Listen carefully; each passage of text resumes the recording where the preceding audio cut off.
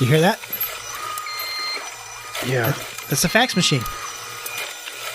Oh, shit.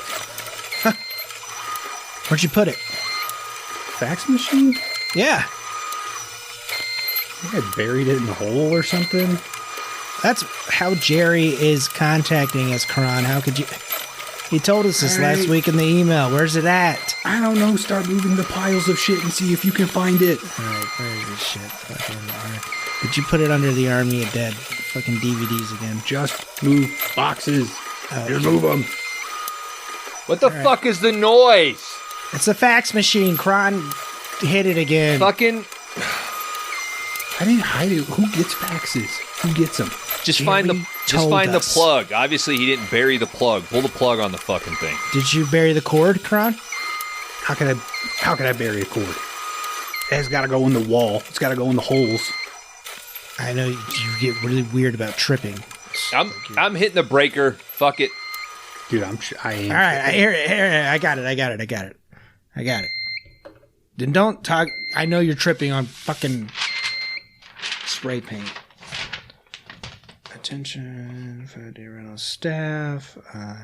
This month is to employment. So I'm not hitting the breaker? What? I got the Go facts. ahead. It's fine. Go ahead. It's fine. Go ahead. Hit it. Okay. Hit the breaker. You should, because this is bad news, guys. Who kissed me? Well, it's that time again. Jerry wants us... What? For what? Jerry wants us to do the exercise test again. Fuck. That's the worst part of the job. He listed off what we have to complete. Why is there a physical component to this? Building the obstacle course is always the most annoying part of it. It's so fucking intricate. Ooh, we got sharpshooting this year. That's pretty cool. Okay. All right. 3-mile run in under 10 minutes. That's not going to happen. I've already got my chain and a 45 plate on, dude. I'm ready for the run. 58. Hey, each of us just do a mile. Right? It's 3 miles. 58 What, relay style? Yeah. I'm gonna sit-ups. I'm going to do the first 1/5 of the mile and then hand off the baton and then leave the track. What did you say, Dan? 58 sit-ups in less than 2 minutes. 58. Yeah. That's not bad. I could do that. 4 chin-ups. That's tough. It's tough on me. That is a tough one. Is the bar? Where's the bar? Is this the fucking Marines? Got to do fucking chin-ups? Can we He's put the getting- bar at he's chest getting, level? Hey, He must have watched G.I. Jane I think or some he- shit. last year we dealt with this. I think there's a mental component to this, right? He wants to see how we can, sort of game this. Yeah, it's about it as much bending the rules as it is completing the challenges. Yeah, okay. Yeah, so you're onto something, Cron. We'll just put the bar really low. Use our little feetsies. Sharpshooting. Okay. So that's cool. That's a cool one. Yeah, that one's easy. We do that all the Could firing guns all the substitute time in here. crossbow. Okay.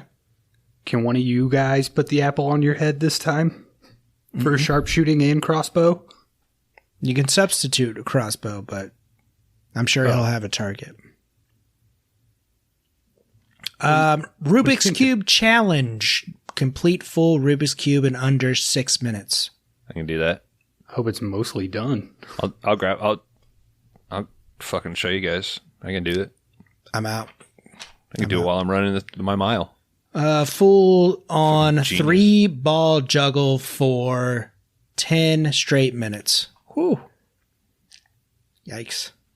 I could do it. What if I only have 2 balls? He says he will provide all balls. Use one a dance.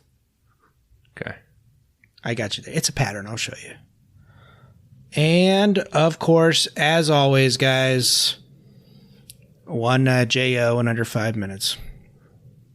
Oh, no, I won't be able to do that. Yeah, The fucking champ is back, baby. That's Kron's best event there. Mm-hmm. I've already started. It's about one stroke. Dumbasses. Oh, tiny note at the bottom.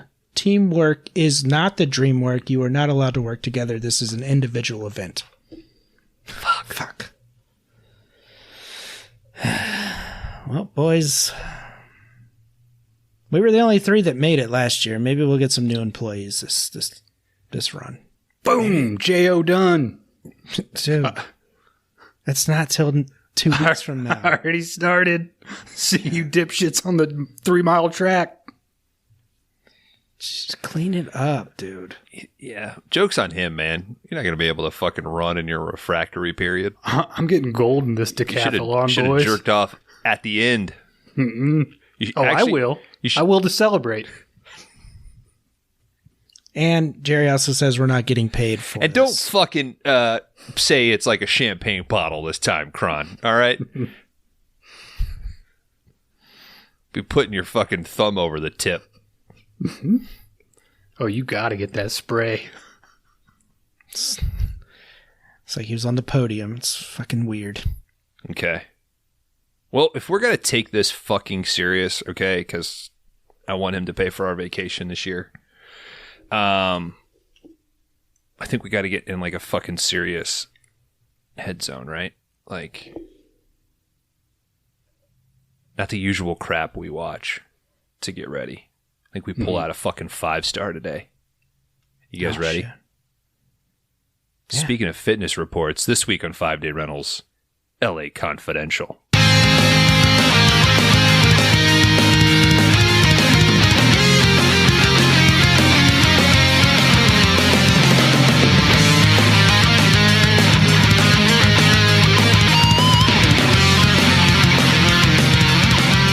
Welcome to 5 Day Rentals, the video store podcast. All that bullshit. It's a 5-star banger, people. It's the end of it's the end of the season. I'm in that last week of school mindset. We've taken our tests. We're moving on. Who gives a shit? But let's cap this bad boy off with a 5-star banger. I am Bones. I'll be head honcho. The chief, if you will. But I'm clean, goddammit. We'll see. And with me, my 2 lieutenants, as usual, Laundry Dan, Kron Howard. Sup, dudes? Sup? Sup? Sup? Sup? I'm kind of the Bud White of this podcast. Butt wipe? Yeah, you are a butt wipe. I was going to ask this. I'll fucking crack your jaw open, dude. I'm Bud White. I don't give a shit. 3 of us, 3 main characters in this. Who do we think we are? I mean, I would have said I was Bud White, but I'm Kim Basinger. Yeah, Dan. I was going to say Dan's kind of a Lynn. you're not a Sid? Hell no. I think I'm the Sid, to be honest. Okay. Which one's Sid? DeVito. Damn it. Thank you, That's a Kron. good one. You just said you weren't Sid. Hi, I'm Kim Basinger. I won an Oscar. I'm fine. Why? I don't know, but I did. You don't think she's awesome in this? I mean, she's good, but I honestly meant to check like who was the competition that year.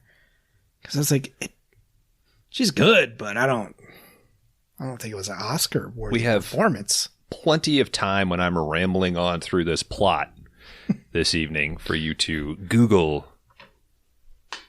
You guys seen this before? Surely. Nope, this is a first time watch for me. Holy shit. Okay. 5-star banger rules if you're new to 5 Day Rentals. We set this bad boy up outside of a regular category because every once in a while we want to talk about something good. Goals kind of highlight something that maybe doesn't get talked about as much or a personal 5-star banger for ourselves. Dan, did you, just real quick, did you rip this and watch it that way?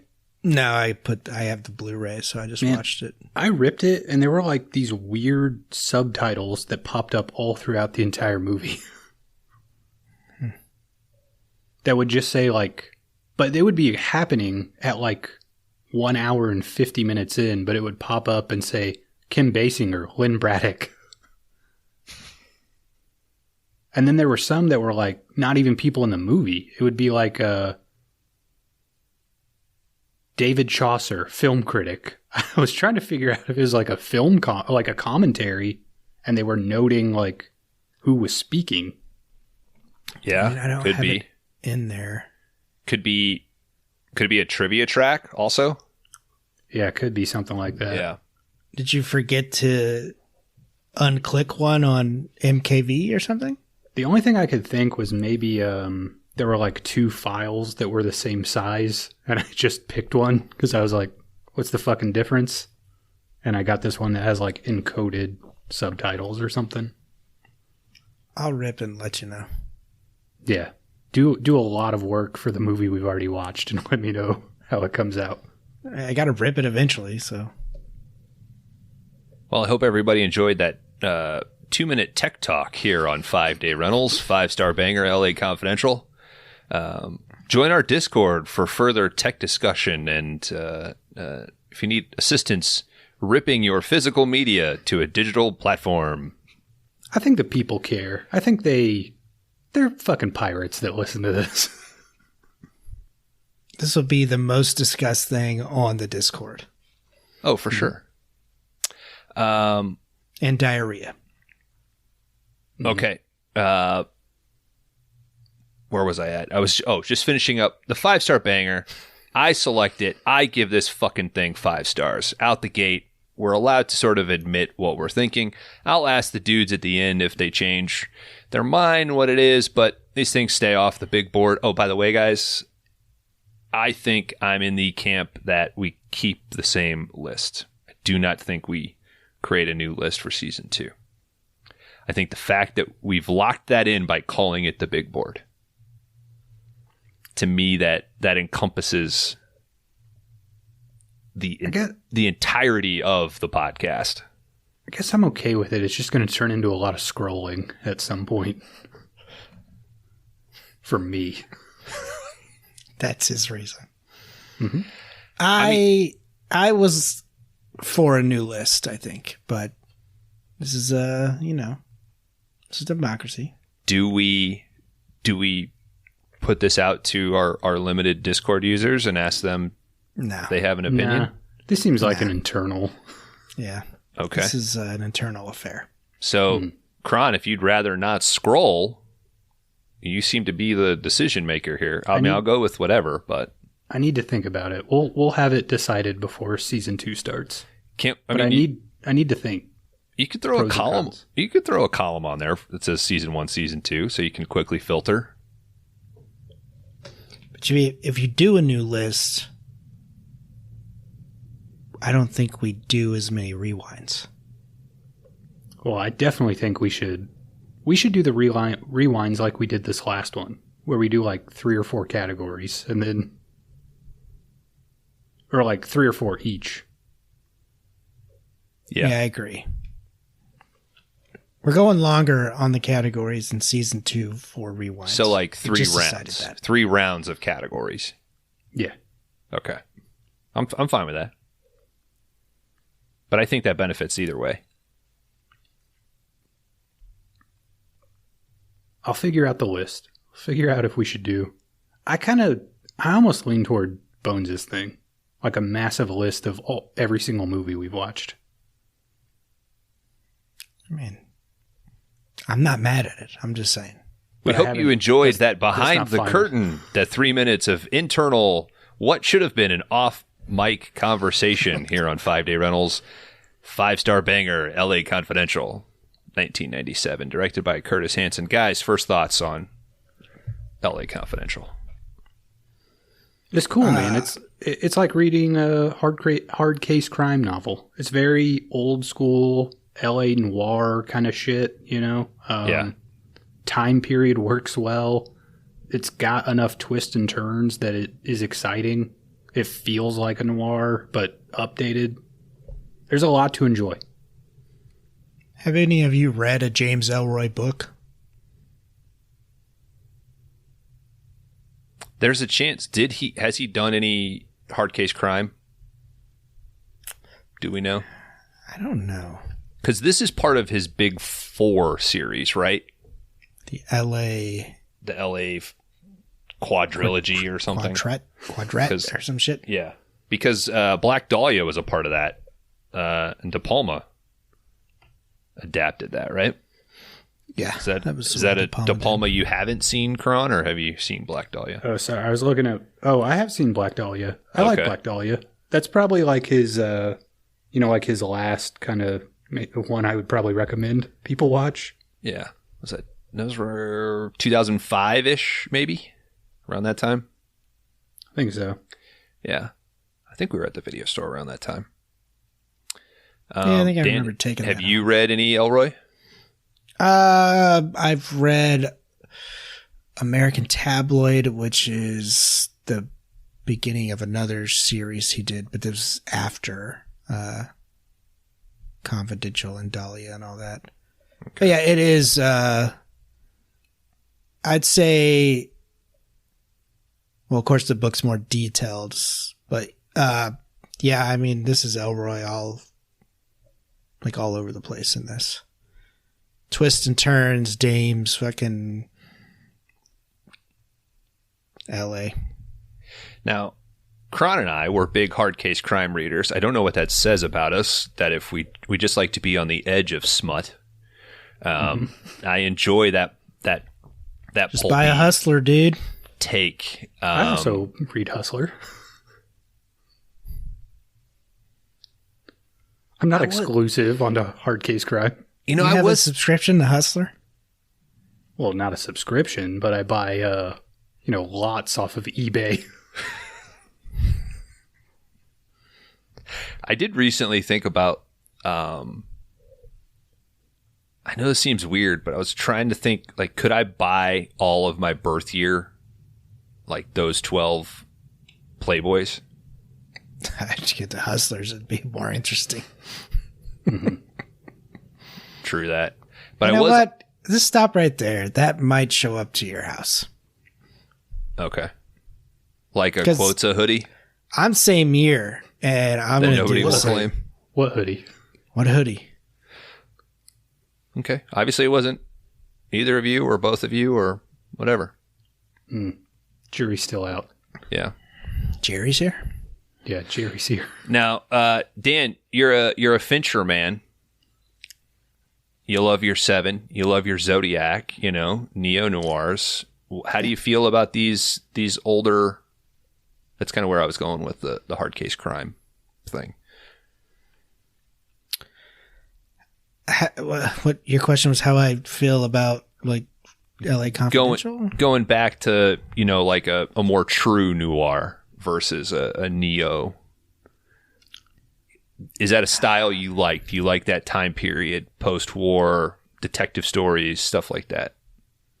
Yeah, I mean, you got some great films that Mr. Hansen did show his cast here as references for this, which is In a Lonely Place. I think one is actually, you see it in the movie where they walk by the theater.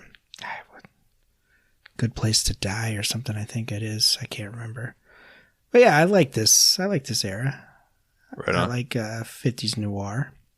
I know Kron got pretty deep into noir there for a little bit. Mm-hmm. Yeah, I need to get back to it. Started recording more of them off TCM, so. Yeah, like Ride the Pink Horse and shit. Better good fucking shit. Record all you can, apparently.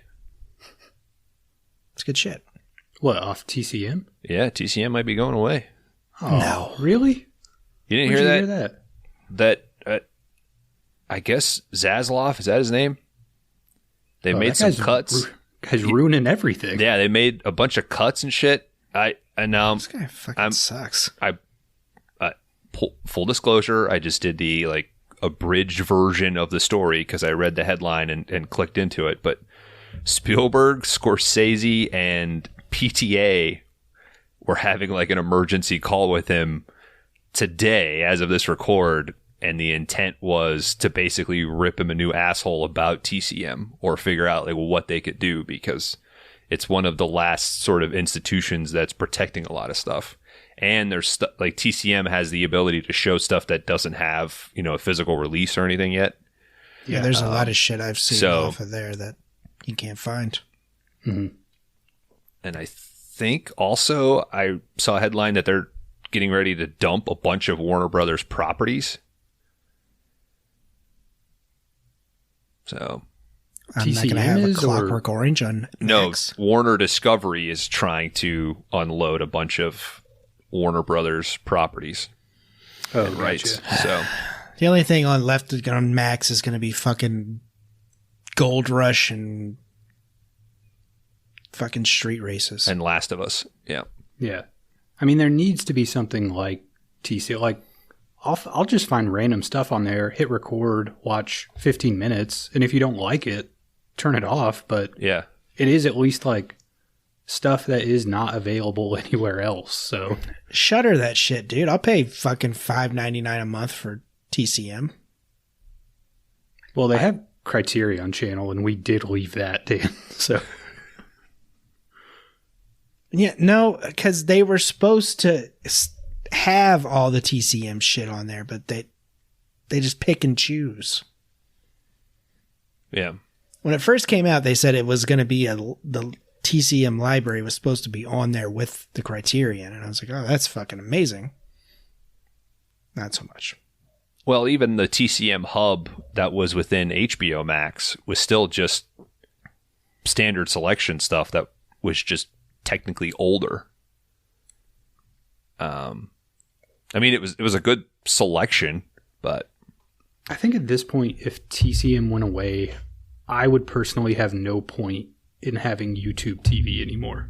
Like, that's the last thing. Fucking that dog beating on the door. Sorry. That keeps me invested. Off on the door or beating?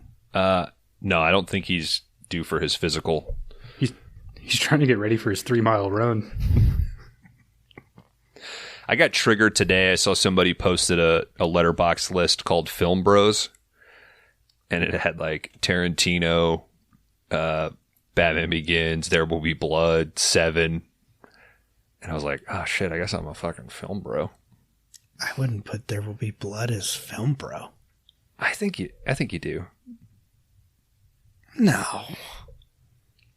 I've talked to multiple people that are like, I never even finished that movie. It was so boring. Yeah, but you're probably talking to like Born Identity film bros, not. Oh my God. Well, no, they wouldn't like It's Born Jason Identity. Bourne. They prefer Supremacy and On when you can't see shit. All right, that's 20 minutes, dudes. I think that's enough filler. You guys ready to get into this fucking banger? LA Confidential should be on TCM. I'll say that. Yeah. Yeah, it would work there. If they put it in like a night of noir and work up like through the years, it could totally fit in with something like that. It should be an ABC Sunday night movie. Unedited, that people watch as a family after eating a pot roast. You yell at your mom to hurry up with the dishes because she's making too much noise. The movie's about to start. Mm-hmm. That marijuana looked so fake. That's what it looked like back. They didn't have the good shit, man. They hadn't worked it out. Yeah, that's just growing like along the highway. Yeah. Weed they had back then. All right, guys. 1997. LA Confidential, directed by Curtis Hanson. Screenplay by him and Brian Hegland. Based off James Ellroy's novel of the same name. This is a Regency, baby. You gotta love seeing that R.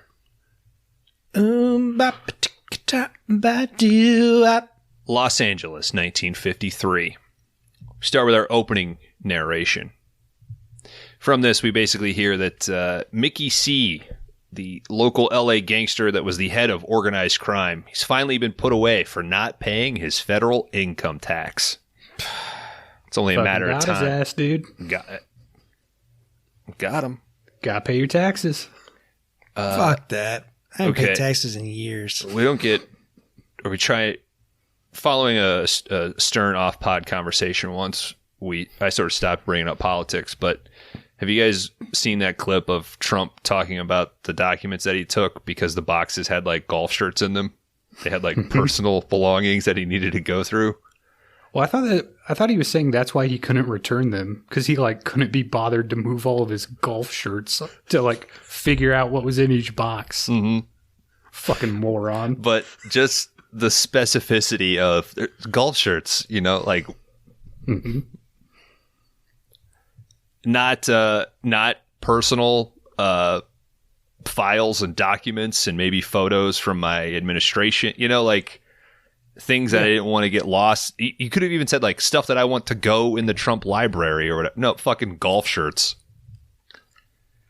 I did more training from the kid that was in the Air Force that leaked all that shit than Trump's documents getting found at work. And he was in like the National Guard. I'm going to be so excited to visit the Trump library because I've already heard that you can look at every hustler from the year you were born when you go there. Shit. Hell Fuck yeah. I just can't wait to like put my hands in the indentations of his giant hands and just feel so small. Like, oh man. They're going to have... Did you hear about that January 6th obstacle course outside too? That you got to... China. Why are the concrete handprints sweaty and they leave my hands stained orange? Why does that happen?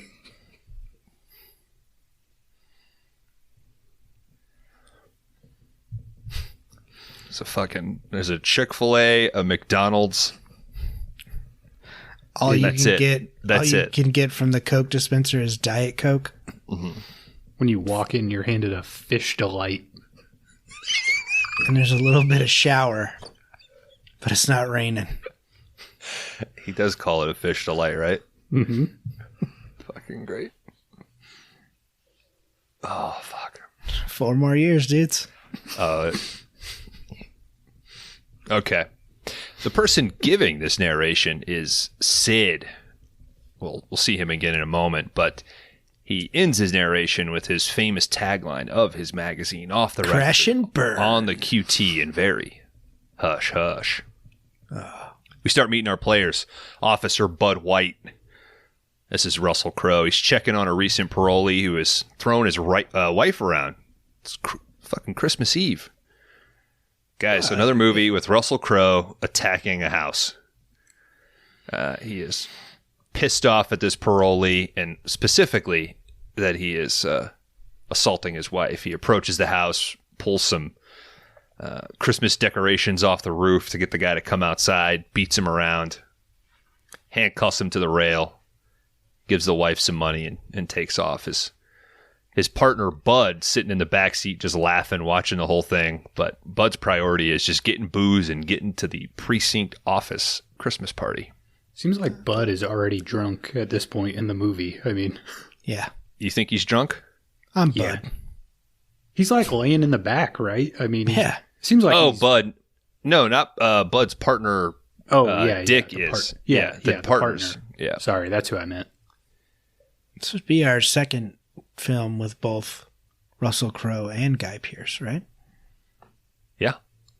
Nice. All right, we meet our next player. Let's just get this out of the way. Kevin Spacey's in this fucking movie. Who? You might know him as Frank. Let him come back. He did do a movie this year, or maybe last year. Maybe It's like an this year. Italian movie or something, right? Yeah, it might show up in season 2. Don't. So, it's a bummer, okay? It's a bummer that in the 90s and early 2000s, Kevin Spacey was in a lot of fucking good movies, and unfortunately, he's really good in them. Also in this movie. So he's good in this movie. I mean, if we just isolate it to his performance in this movie, it's good. He's a terrible, terrible person. Yes. Good For actor you, in Brad, this movie. I got 5. A lot of... What do you think the wig's doing 10, 15% of the acting in this movie for him? For Kim Basinger? For Spacey. Oh. Has he got a wig on? Oh, yeah. It looks fairly close to pretty his thick up hair. top. I kind of thought too. It's a little too thick. I'll call out a part particularly that I don't know if it was maybe the first sequence that they shot or what, because he can't keep his hands off of it. He loves it. All right. He plays Sergeant Jack Vincennes. He is the technical advisor for TV's hottest show, Badge of Honor. Is Rick Dalton in this? Probably. Well, he probably played a heavy. I think his character is cool in this movie because it seems like he's at a point where he can just coast like through the rest of his career, but he also like can't help but do actual police work when it comes down to it. Yeah. It is an interesting character that he wants to be in the Hollywood life, but is maybe the best cop of the three. Yeah. It's like he would rather just hang out on the movie or the TV show set all day long, like not even go into the office. But then through happenstance, they're like, okay, do this other thing. And he's like fucking good at his job. Yeah. I mean, guy can't help it, you know? Mm-hmm. I mean, I would hope that the reason he got that gig was because he was good before, right? And they even say, like, make a big case, move your way back up, and you'll get there. You'll get back to where you were. We'll get to that. So he's enjoying the production's Christmas party as well when Danny DeVito, playing Sid Hutchins, shows up. Sid offers him some cash to help him pull a bust on some stars. This will give some some juicy gossip for his paper. What a career, that guy. DeVito? Yeah, I just kind of sat back and was like, this dude, like, he's worked with great directors, like, phenomenal actors. Like, he's like a tiny man. Yeah. That should have never made it. And he is, I don't want to say subdued, but he is, like, perfect in this. He is a perfect supporting character. Mm-hmm. The cover is cracks me up because he's just like on Kevin Spacey's like jacket.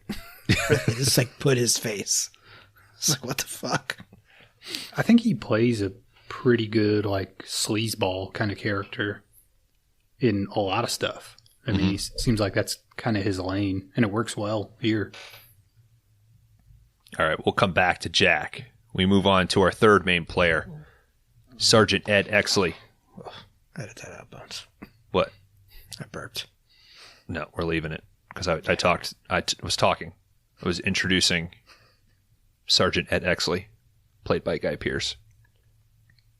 He's working the desk as the watch commander at the precinct. He's getting interviewed for a story. We find out that his dad was a famous cop. The reporters asked that there was a report that night a few other officers were injured in an assault. Ed says, it comes with the jobs, and luckily those officers are okay. We meet Captain Dudley Smith. He's enjoying the festivities. He tells Ed that Ed was the top candidate in the lieutenant's exam. Ed's pretty stoked. He's like, yeah, I think I want to go to the detective bureau. Dudley just straight up tells Ed, like, you would be a bad detective, dude, because you are just not capable of doing the things necessary, like planting evidence, killing suspects that you know to be guilty, and just generally being a badass. Shooting a man in the back. Yeah. He does remember that. When you know he's guilty. Yeah. He does add that caveat, so. Mm-hmm. And Ed basically is like, hey, you do it your way, I want to do it mine. And we also get the first hint of Dudley basically saying, hey, you're a great politician, you're good at playing the game, but you'd just be bad at being a detective. So, I got a question. Shoot. Is he doing an Irish accent the whole time? Trying. The captain? Because I didn't pick up that until like 20 minutes of the movie left. I was like, oh. I didn't even hear it. I thought he was just I think he kind of goes in and out of it throughout the movie. Like, he didn't... Maybe halfway through shooting, he was like, my guy's Irish now. They were like, fuck. No, I think it's there. He's trying. Elroy was on set, and he was basically telling them all about their characters. For Russell's character, he's like, your character doesn't drink. And during an interview, Russell Crowe was like, yeah, that was super hard for me to do because I didn't drink the whole time we were filming. Yeah. I mean, he hit Hollywood hard, right? He was famous for being a heavy drinker, but showing up and being professional. Okay. We cut back to Bud, who is picking up the booze for the Christmas party at a liquor store when an absolute hottie comes in. Dudes. Vicky Vale herself. Kim Basinger. She's playing Lynn Bracken. He says hello to her. She immediately clocks him as a cop. Outside, Bud doesn't like the look of a car that's parked sort of perpendicular to his car. In the back, there's a cute girl with a bandage on her nose, eyes kind of blacked. Older guy sitting next to her, big guy sitting up front. Bud kind of introduces himself. He's like, hey, everything going all right? The girl's like, I'm fine. It doesn't look what it look. It's not what it looks like, basically. Big guy, the driver gets out. Bud just quickly slams him on the fucking trunk, starts patting him down, pulls out a gun. This guy's like, I got a fucking license for that. Checks his wallet. This guy's name is Leland Meeks. He says, I used to be a cop. I go by Buzz. I feel like Bud would be a drinker, though, in the reality of the movie. I don't. I feel like Ed not after his father's story. Oh, yeah, maybe that's true. I feel like Ed would be like the very straight-laced guy. Because Bud does feel like a character who would, I don't know, shoot a suspect in the back. Yeah. But doesn't Bud ask for a drink when he's talking to Lynn later? Maybe he just wants some water. Maybe he makes a joke about no scotch. I don't know. Oh, I thought he did get a scotch at one point. The first time he goes to meet her? Yeah. Yeah. Yeah, because she pours him one, right? Yeah. Yeah. But does he drink it? Why would you I don't know. Maybe just to hold he's just in? Maybe trying to calm her down. Maybe to seem cool, It doesn't matter. It's later in the movie. Right now, we're just introducing everything. So, Lynn comes out. She vouches. She's like, thank you for caring, but it's not what it looks like. Bud's partner, Stensland, he gets out. He sort of recognizes the other guy, but then he acts like, I don't really know him. Let's go. We got to get the booze to the party. So, fucking Dick just wants to get fucking hammered. So, yeah, Dick. Now we're back with, we're with Jack and Sid. Hashtag that's my dick. They're about to pull up with, or to do the movie premiere pot bust, as they're going to call it. So there's a young couple inside this apartment, not bothering anybody, getting it on, smoking some hash. And the whole point is Jack's going to go in and bust them. This allows Sid to snap some photos, have a nice story. So this goes down. While Jack's checking the place out afterwards, he clocks a business card for a place called Fleur de Lis. He pockets that along with the hash. Bud shows up at the party with the booze. Jack shows up with the couple that he just busted. He tries to pay Ed off as watch commander, but Ed refuses. We then get some other uniformed cops. They come in with a group of Mexican men. Now, these cops say that these are the ones that beat up the two cops that we heard about earlier. Jack jokes about hearing that these cops are messed up bad. One lost 6 pints of blood and the other's in a coma.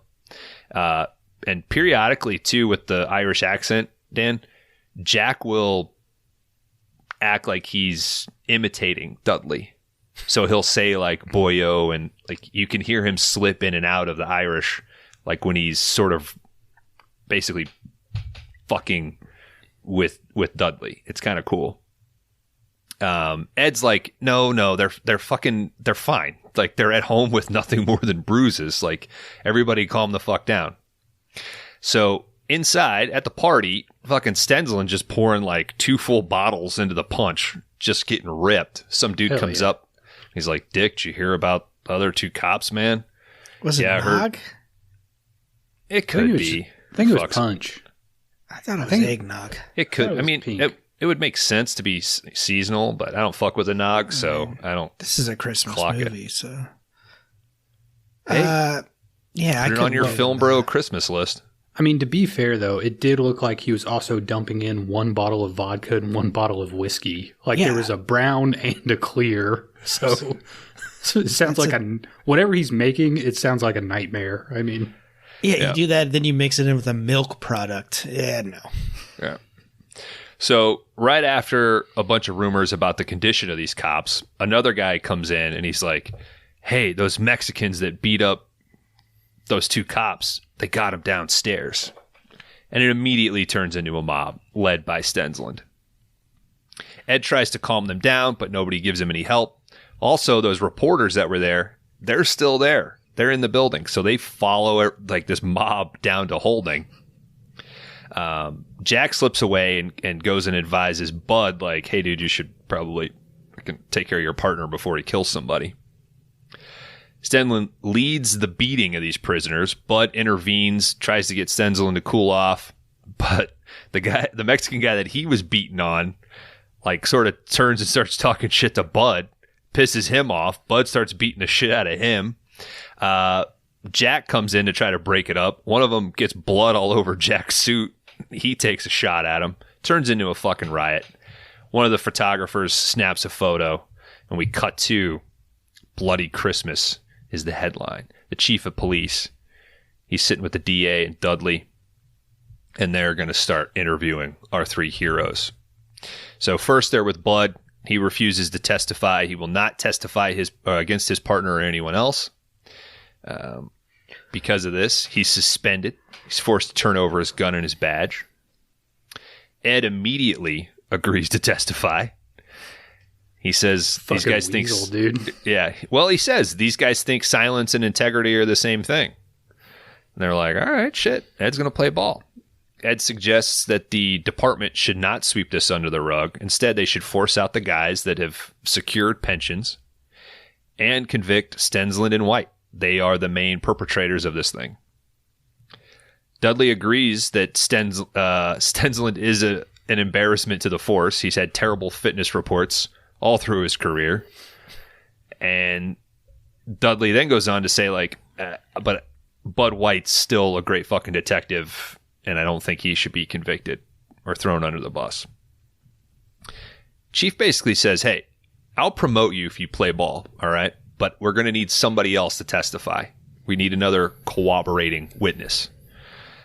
Ed recommends that they get Jack to do that because he witnessed it. He even hit one of the prisoners. And Ed points out that the most important thing to Jack is his position on the show as technical advisor. You fucking dangle that out in front of him and he'll play ball. Dudley warned. It is like Ed is...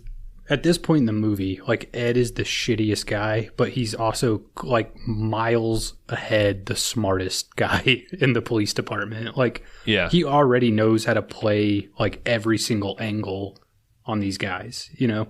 And you think he's shitty?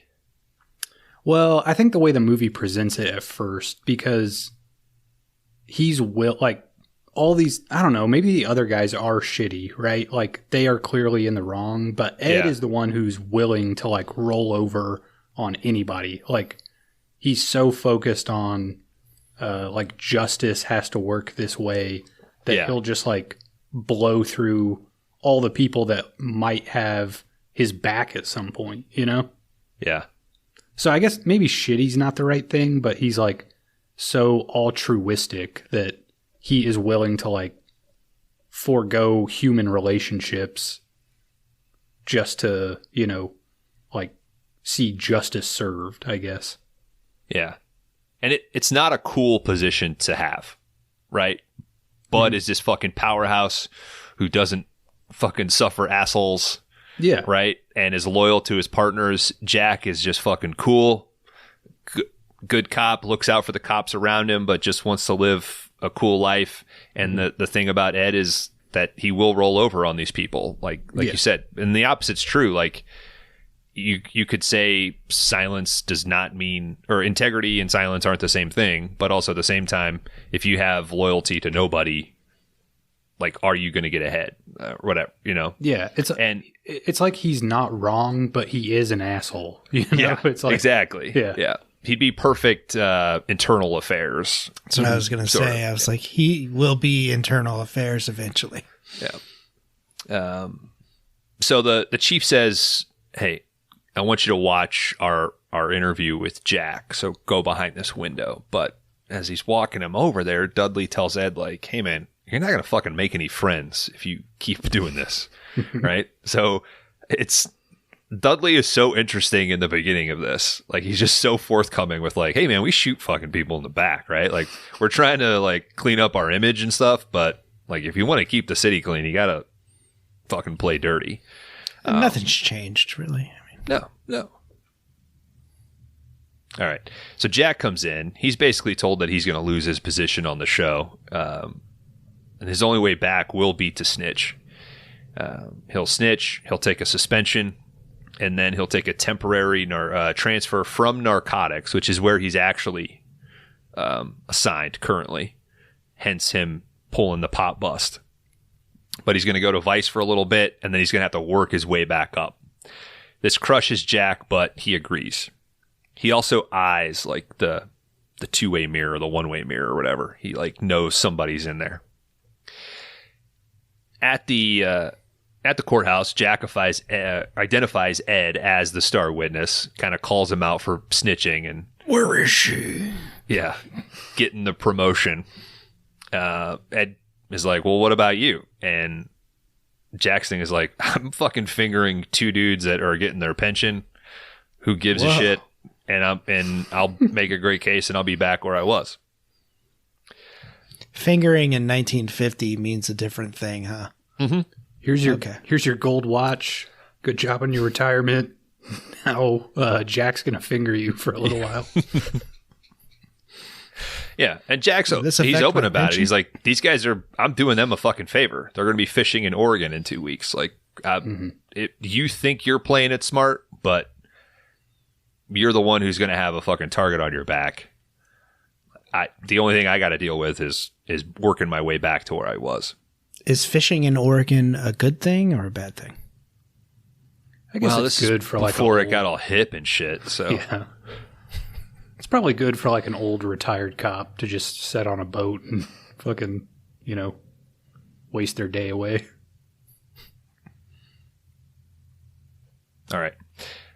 Bud meets with Dudley at some restaurant. Dudley makes him an offer. He gives him back his badge and his gun. Bud's like, what the hell? What about Stenzlin? Dudley's like, fucking Stenzlin was a terrible cop. He's fucking done. But you've got fucking potential, boyo. And I'm assigning you a duty that few men are fit for. Bud just basically agrees, hey, if he's going to be back on the force, working for the captain, I'm all in. We see two of Mickey C's lieutenants get murdered by assassination. Like, we see them get in their car. You think, like, oh, the car's going to blow up. And then it's kind of cool that the fucking windows just blast away. These guys are shot to shit. It's pretty cool. Yep. And then we see another one of Mickey's goons, who was like his drug supplier, get shot up and taken down at his house. And we see a supply of heroin get stolen. Isn't there like another little voiceover here where DeVito is kind of like introducing everybody? Like, he introduces characters just to get shot in the chest, essentially. Yeah. And it's helpful because you don't know who the fuck these guys are, and it gives you a shit ton of information in 30 seconds on each sequence. So, well, it's a cool little setup too, to be like, here, I'm going to give you a bunch of backstory right before you just watch these guys, catch 15 bullets. Like, it's kind of a funny little touch to do work to build them up just to shoot them 10 seconds later. Yeah. And it's cool that it's layered, that his narration is what he's printing. Mm-hmm. So this is what the people in the world would be reading. All right, we see that the thing that Dudley is leading is basically a task force that basically just beats the shit out of anybody that has any tie to organized crime in LA or outside of LA. This first guy they're beating the shit out of, they're like, yeah, you were hot shit on the East Coast. Stay the fuck out of LA. And they do this by just having Bud wail on people while they're strapped to a chair out at this abandoned hotel called the Victory Hotel. We see Jack return to the Vice Department. This department, they're looking into some smut that is starting to increase in frequency throughout the area. Anybody hanging on the wall? Sadly, no. Oh, fuck. Yeah. Probably in a California prison somewhere, though. Like, Yeah. California prison. All right. All So the walls are brown. the head of this department, he's passing out some evidence, and on this, Jack notices a symbol that matches that fleur-de-lis card. We see him call the number on the card, but he's immediately blown off for not being recognized. And that's a pretty common used symbol. So, just lucky, I'd say. Okay. So he calls up Sid. He says, he asks him, do you know anything about fleur-de-lis? Sid sort of blows this off and just asks for other juicy shit because he knows Jack is in the Vice Squad. We see Ed show up for his first day as lieutenant. Stensland pulls that hallway bully shit where he knocks his shit out of his hand. Hey, guys. Hey. Hello. Hi, I'm Fleur-de-Lis. You guys called me? Fleur-de-Lis? Fleur-de-Lis, that's my name. I'm from Florida. I'm a Florida guy. Okay. Right off the bat, I'm taking it you're from Florida. Any relation to another famous Lee from the South? Lee Harvey Oswald? He wasn't from Florida. yeah. Okay. When people ask you about relation, they usually refer to the first name. Mm-hmm. Oh, is Lee your first name? No, my first name's Florida. My last name's Lee. Simple. Fleur-de-Lis. My mom was Georgia. My dad was Alabama. Okay, that makes sense. Well, he is from Alabama. I never met my father. That's a Is tough that what situation. dear old Georgia told you?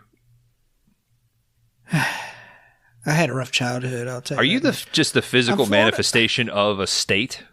I'm Fleur-de-Lis. We are from Florida, Tallahassee, Sunshine. Have you guys ever been to Jimmy Buffett's hometown? Is that Margaritaville? Yeah. It could be. It's I on love the that it's on the place. map down there. Latitude and longitude. You got to change it, and you're like relaxed or something. I hear. Okay. We were god awful poor. We would never go there. Now, Fleur-de-Lis, Yeah. apologies. This isn't me booting you because I'd love to get to know you, but I just want to be forthcoming, right? I believe in honesty. Uh-huh. All right. Silence and integrity are not the same thing. I was actually saying fleur-de-lis, like it's like a French little phrase. Oh, you want to talk to my sister? Is her name Floor? Yeah. Her Floor. name is Floor. Her name Duh. is Floor Lee. Yeah, Floor. That seems unbelievable. Like floral. Her name's Floral, but we call her Floor for short. Oh, And her middle name starts with a D? Or is just D? D-E-E? It's D-E-E-E. My mom wanted to be fancy, you know. Add that extra E. It's got a little tick above it, too. I don't know what that is. I got a tick the other day. I think the head's is still in there. You're going to get Lyme disease. Mm-hmm. Well, I don't eat red meat anyway. A lot of alligator, shrimp. Anything we catch. Hey, would alligator be seafood? Or is it white meat? Either way, I mean, y'all ever ate a manatee before? Oh, how you boys doing? Oh, who's this guy? Holy shit. Oh, you got a question about the gator meat? Yeah. Fleur-de-lis, this is Cajun Cron. How you doing? Oh, I'm doing just fine. Little You spend lady? any- I don't know. I'm You confused. spend any time in Florida? I'm still confused too. A lot of backstory with this character, and I'm still confused. Sorry, Cajun Kron. So maybe you can help me out. Yes, I did ask. Let's just put let's just knock this one out. Gator meat. Delicious. Would it be okay? Cool. So hey, that's something you guys share right off the bat, right? I'm sure Cajun Kron, you love the gator meat. Oh, I eat gator every day. Okay. Gator meat would not be red meat, right? Could you classify it as seafood? It's more of a pink meat. Kind Okay. of a pinkish sludge. A slurry. Okay, like chicken McNugget filling? There's like a light part and a dark part, and then It's how you cook it, really. the darkest part of the gator. Okay. All right. Florida, what's your preferred method of cooking a crocodile? I like to do deep smoke. I'm sorry, alligator. Jesus Christ. Either one is delicious. So you smoke it. Yeah. Okay. It's Little either one's delicious. Gator boil? No gator boil? Yeah, you throw some shrimps in there. It's fantastic. You I hope doing you're not double planning meat? on. You doing I double hope meat? you're- Don't go to Disney. You're not allowed to do that anymore here. We want them out. Didn't like, The aren't mouse, aren't there get killer out. alligators Get out, at mouse. Disney? Haven't they eaten some people? Oh, that park is sick with gator. What do you think the most dangerous thing at Disney is, though? Is it the gator? People. Is it the high prices? The underground tunnel. There's an What's underground that? tunnel? Oh, I was there multiple times as a child. I never knew about that. Is it like for the employees? the only time I left the swamp, I had both my feet broken in the underground tunnel of Walt Disney World. Jesus. Damn, dude. Holy- Were you caught Holy, cheating? holy Ron DeSantis. Oh, how do you feel about your boy Ron DeSantis? Is that 2024. I already got my vote. No, you already guys are voted? not voting? No, not well, when October comes, yeah. Oh, okay. I was going to say you can't count mail-in votes anymore. Your side doesn't consider those valid votes. So, I'm an independent. hey, say no more. Whatever is going to keep God in our schools. If one thing who can I'm tell voting me, for. if one thing about a person can make my eyes fucking roll into the back of my head, it's I'm an independent. Cajun Kron, how do you vote? I do not vote. Okay, that seems fair.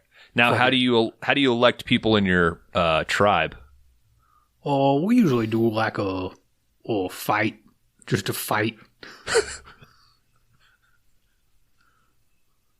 There's a fight down the street the other night. Yeah, Hey, somebody's knocking on Well, my whoever door. won is your new leader. Florida. I don't want you to feel pushed away. I want you to be welcome with. I think somebody's knocking. I sell stuff, so, a lot of people come in and out of my house. What do you sell? I don't know if I'm allowed to say that on here. Oh, I don't you want Holy Ron DeSantis to come after me. Shit.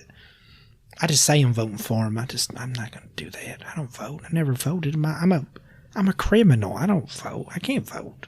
What'd you do, Florida? Let's just say I went into business with the guy that owned a shoe store, and it didn't work out on my end.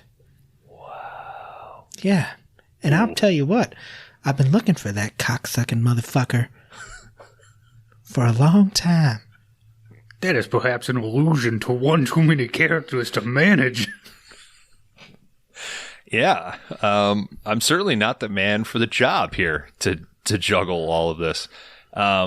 Look, you can keep on knocking, but you can't come in. Florida, are you referring to? And I'll bleep this name if it's not. Gentleman Can named you Nate. bleep the CS word that I said earlier? I didn't mean that. I just get angry sometimes. Naz, But he is a motherfucker. Are you talking about Nate Hands? Do not mention that name in front of me ever again. So that's who it was. Cajun Kron. Do you know the Do whereabouts you know of this Nate man? Hands? Oh, he is a A dastardly dog. A dastardly bastard, I'll tell you that much. Oh my God, I didn't. Cajun Crown, did he fuck your girlfriend too? He's been stealing feet from the swamp for years. Just a bunch of feetless gators. Mm-hmm. Just. Well, he's into gator feet too? Swimming in circles, looking fucking stupid as hell. I'll tell you this about Nate Hands. The rule is feet is feet, okay? Doesn't matter. I've tried to trick him every time he comes on. Feet is feet. This guy can't be stopped. Disgusting. Dirty fucking bastard. I think you guys should fucking join forces. You know what, Cajun Crown, FaceTime me. I do not want a phone. Too. Well, you know what? I'll come up there. It's Louisiana, you said? You could contact me through a Ouija board. I got that too. Okay. All right, I gotta go. Florida Lee is coming out. There's somebody knocking on. Florida Lee, check your door. Storm. Check your door. I'm going to warn you right now. I'm going to say Florida Lee later. I won't come in. I promise. I got this to deal with. You're welcome whenever. If you're not selling, whatever you're selling. Okay. I do a little bit of the hush hush hash, and then whatever exotic on the QT, animals. Huh? Okay. Well, thanks for stopping by. Quentin Tarantino. Is this a movie podcast, by the way? Yeah, it is. Oh. Well, I'll let you know right now. Pain and Gain, my favorite movie. Hey, I'll take it. Hey. I think that was also on that Film Bro list I saw. It was wonderful to meet y'all. Yeah, thanks for stopping by, Florida Lee. I also got to get Cajun Cron out of here. My buddies are not going to believe this. They both went to the bathroom. I'm sure they're wonderful men as well. This is fucking wild. And if y'all ever come down to Florida, just let me know. You can stay with me. Okay. Well, étouffé, Bones. Étouffé, Cajun Cron. Étouffé. Dudes. Man, with some class. You guys back? I'm back. Oh, my God. I had to piss. You're not going to believe this. Dan, you peed. A lot. We got a new buddy that came by. Florida Lee. What the fuck? You're not going to believe this when you listen back to this. Cron, I guess you got bothered by Florida Lee, maybe politics or something. You left. Yep. And fucking Cajun Cron popped in. Damn. Yeah. Unheard of on the show. Unheard of. 2 guests at once. Yeah. Was Cajun Cron nice like he always is? I mean, he was quite civil, actually. I think he popped in. I think he got his gator radar went off. His gator, if you will. I didn't want to say it. I knew it could go both ways. I didn't want to say it. I mean, what else could you call it? It was right there. Yeah. And how is this Florida Lee dude? A lot of backstory. A lot to dig through there. Oh, shit. Yeah. All right. Let's keep going. All right. So Ed shows up for his first day. He gets bullied by Stensland, who's getting the official boot. Down in the parking garage, Stensland tells Bud that he's got a hot date. And he offers to take Bud out later. It's 2 a.m. and Ed's left alone. It is here too, yes. All right. Ed is bothered by the clock being a few minutes off. He goes to make a slight adjustment, and he gets a call. Homicide. The Night Owl Coffee Shop. That's mine, he says. He takes the call. Ed arrives on the scene and finds an absolute massacre. We got a cook shot, blood all over the walls and the floor. A trail of blood leads to the bathroom where multiple bodies are piled and riddled with shotgun blasts. The captain shows up. There's a guy with 2 fake hands to stop all this. Yep. What? Certainly could have put that fire out. What are you doing? Oh, fucking.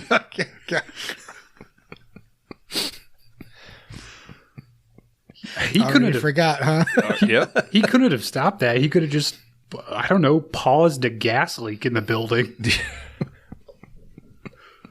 All right, the captain shows up. He takes over the case. Ed kind of argues this, but again, Dudley just does not fucking think Ed has what it takes, so he's number one in charge. They identify one of the bodies as Dick Stensland. At the morgue, Bud runs in to see Stensland's body, and while he's running in, we hear one of the techs say, "When I first saw her, I thought it was Rita Hayworth." Ed's there. He fills Bud in on what they think happened. Stick up gone wrong. Guys with shotguns. One of the victims of the shooting is being identified by the mother. And let me tell you, what a casting choice on old Mrs. Lefferts here. It's so odd, but so good. So this poor woman's having to identify her daughter. She says, kind of looks like my daughter, but she was a redhead. This girl's a blonde. And her face doesn't look quite right. They ask if she has any other characteristics. And she says, yeah, she's got a birthmark on her hip. They uncover the body. Sure enough, she's got that birthmark. The mother says that she hasn't seen her daughter since before Christmas. They had a fight because the mother didn't like the girl's new boyfriend. Bud recognizes the girl as the one with the nose bandage on Christmas Eve. Oh. Yeah. And, yeah, they show it to you. It's like fucking superimposed in the frame. But I appreciate it. Mm-hmm. Captain Smith, he's given a briefing. He says that they have a hot tip, which involves some African-American juveniles having been witnessed discharging shotguns in Griffith Park. A park ranger... I had to go to the doctor for a hot tip one time. I had to go for a discharge. Was it... Mm-hmm. Wait, okay, sorry. Kron, I'll come back. Was it that you were discharging or you were unable to discharge? Discharged, had to go about the discharge, and then it wasn't much, so I got discharged. Okay, that makes sense. Kron, hot tip. Friction? Chlamydia. Okay. You ever had a chlamydia test? It's going to say self-imposed, but you answered that. Have you had a chlamydia test? No. Is it just a blood test? I had a gamut one time where or did they plunge it? I thought there was something fucked up with my kidney because I was like, I'm pissing like every 15 minutes. And the doctor was like, we should test you for STDs. And I was like, it's not possible right now, dude. I've not been fucking. He was like, no, we should test. And I was like, they're all going to come back negative, dude. It's not that. I promise you it's not that. I would love for it to be that. He was just thinking you're modest. He's like, a hog like this? No way you were fucking. But he like talked me into the test. It was like, I had to pay a fucking huge bill. I was like, this shit was not worth it. Cleared up in like a day. I don't, Probably just a kidney infection. Yeah, it was probably just some little fucking illness or something. I don't know what it was, but it didn't last but like a day. So I should go I pee every 15 minutes. It's an absolute miracle that I make it through this podcast. I don't know what it was. Huh. But it like stung too. I think that's why he wanted to do STD checks. Yeah. Because it would hurt when I pissed. Yeah. And the only thing they found was they did say there was trace blood in my urine. This was like a while ago. So did they think it was a kidney stone at all? Because when I had my kidney stone, I felt like I was peeing even more, which they said is your body trying to force it out. But well, he was like, if all this shit comes back negative, he was like, it could be a kidney stone. So damn, trying to shame you first. Yeah. Damn. Dirty boy. All right. Along with this kidney infection, and the guy put the finger in my ass. That wasn't a doctor, though. No, it was some dude at the bar. That's a true story. Hey, buddy, your kidneys are all... I'll tell you if your kidneys are fucking... I'll fucking help you out, dude. It was in a purple glove. I remember that, and yeah. I've had another man I've had another man's finger in my ass. In a non-sexual way. For now. Cool. You guys never had another man's finger in your ass? Nope. They didn't do that for all the shit I did. They just gave me every test and charged me for it. Oh, they charge. Well, that one they would have done for free, Kron. Some will. No, it's a sore throat, Doc. Pull your pants down, Dan. Now I just go in there with my pants down. I'm so close to telling a story, but I'm not. We got to move on. You should. And it's too good. It's too good of a story, but we'll save it for another day. All right. Along with this hot tip about the guy shooting shotguns, a park ranger identified that a late 40s Mercury coupe was also at the scene. And this is pretty close to the one that was identified outside the Night Owl. Jack says he knows a guy that knows basically everything that goes on like south of Jefferson, I think he says, like in that neighborhood. Yeah, I know a guy that went south too. Fuck. Yeah, your doctor that stuck his finger up your ass.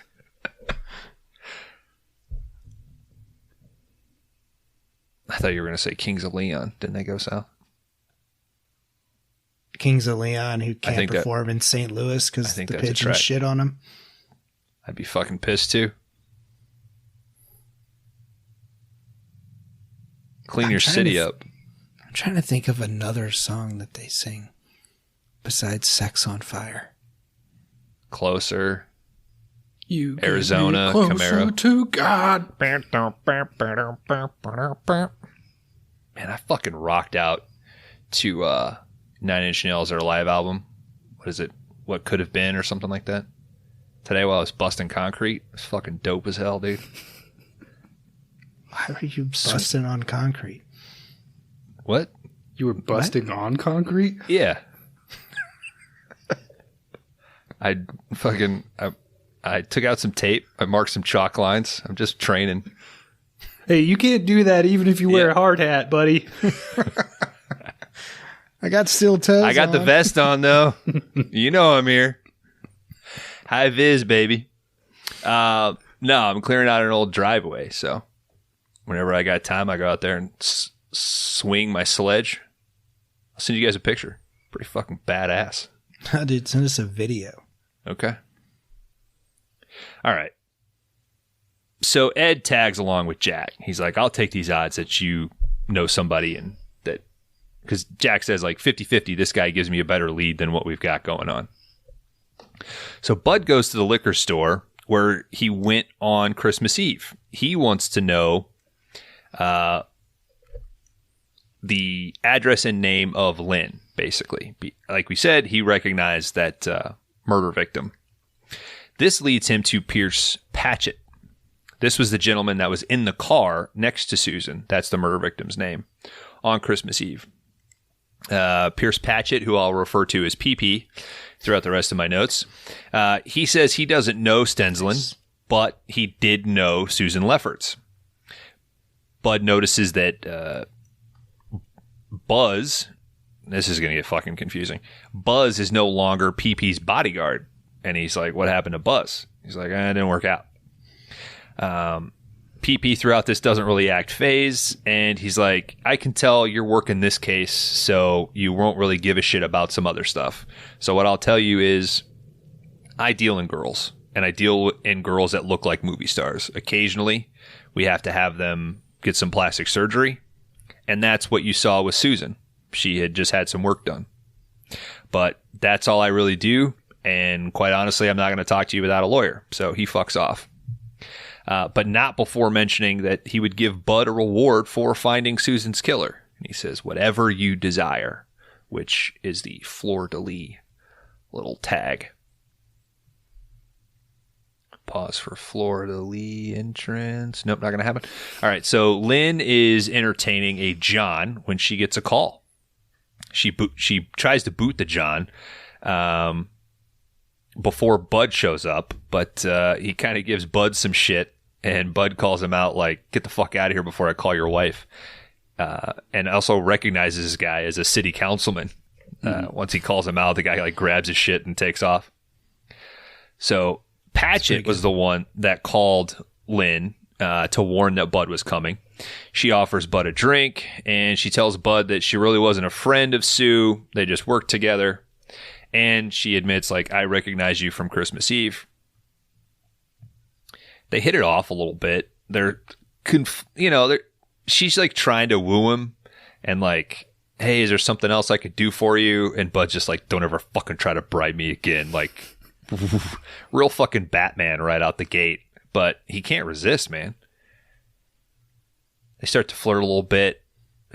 She says, you're like the first guy I've talked to in years that doesn't say that I look like Veronica Lake. And he's like, fuck that. You look better than Veronica Lake. Which is like good, a little rude to Veronica Lake, right? Yeah, but a good ass line, dude. I mean, you'd look better drowned in a lake. Nope. What? That's not it. Oh. When I was in college, I was at a friend of a friend's sort of dorm. We were kind of hanging out. I think this was the Friends series finale. Like somebody was like showing it in their dorm room. A lot of Friends going on in here. Yeah. Mm-hmm. Anyway, I'm sitting down and this girl goes, you kind of look like somebody. I was like, somebody you know? She's like, no, like an actor. I was like, okay, that's cool. And she's like, who is the guy? And she lists some stuff off and I'm like, oh, you're talking about the actor Josh Lucas. I'm like, I don't really look like him, but I know who you're talking about. And somebody pulls up their computer, pulls up Josh Lucas, and she's like, that's it. But he's like hot. So anyway, I watched the rest of the Friends season finale and then left. When someone was like, hey, let me pull up my computer, did the dial-up tone start going on? This was when I transitioned because I had dial-up at my house, and then when I went to college, we actually had like Ethernet. DSL. So yeah, it was substantial. It was lightning fast by comparison. So Josh Lucas's face came up instantly. Wow. And my heart was broken even faster.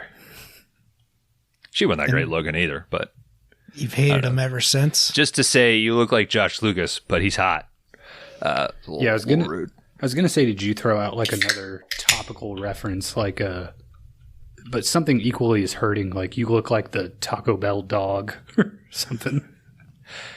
No, I can't stand confrontation. Also, I mean, I should have said something like, yeah, I could fucking do Home Depot commercials. Yeah, I could be a fucking shitty ex-husband. Yeah, I could be a fucking shitty dude in Ford v Ferrari. Yeah, I could do all this. I was going to say, I'm trying to think of... But I'm not. I know there's one movie that he's in that nobody's ever seen, but... I think he's in Hulk, the Ang Lee Hulk. Is he like the government guy? I don't think he's the... I think he was love interest of his love interest or something. I think he's one of the first, like, you won't like me when I'm angry sort of people. Mm. Somebody else in that movie, but I don't want to say their name. We've had 2 guests already. All right. Jennifer Jason Leigh. No. Jack and Ed show up to a boxer's house. They sweat him for some info. This is the guy that Jack knows that knows what's going on in the neighborhood. A little back and forth. Jack's like, hey, if you give me some information, maybe I can help out and get your brother's sentence reduced because he's locked up. The guy's like, you know what? I'll fucking play ball because the guy's a piece of shit. I know of a guy named Sugar Ray Collins. He drives a maroon Mercury coupe, and he's known to kill dogs. Dude is straight trash. So Jack and Ed, they go to where Sugar Ray lives. When they show up, they find that 2 other cops are already on the scene. These 2 cops have found the coupe already in the garage. Inside the coupe, there's some shotguns, some shells, some cash. They kind of conflict over who's going to take the call or whose bust it is, but Ed orders them like, hey, I'm ranking officer. We're all going in together.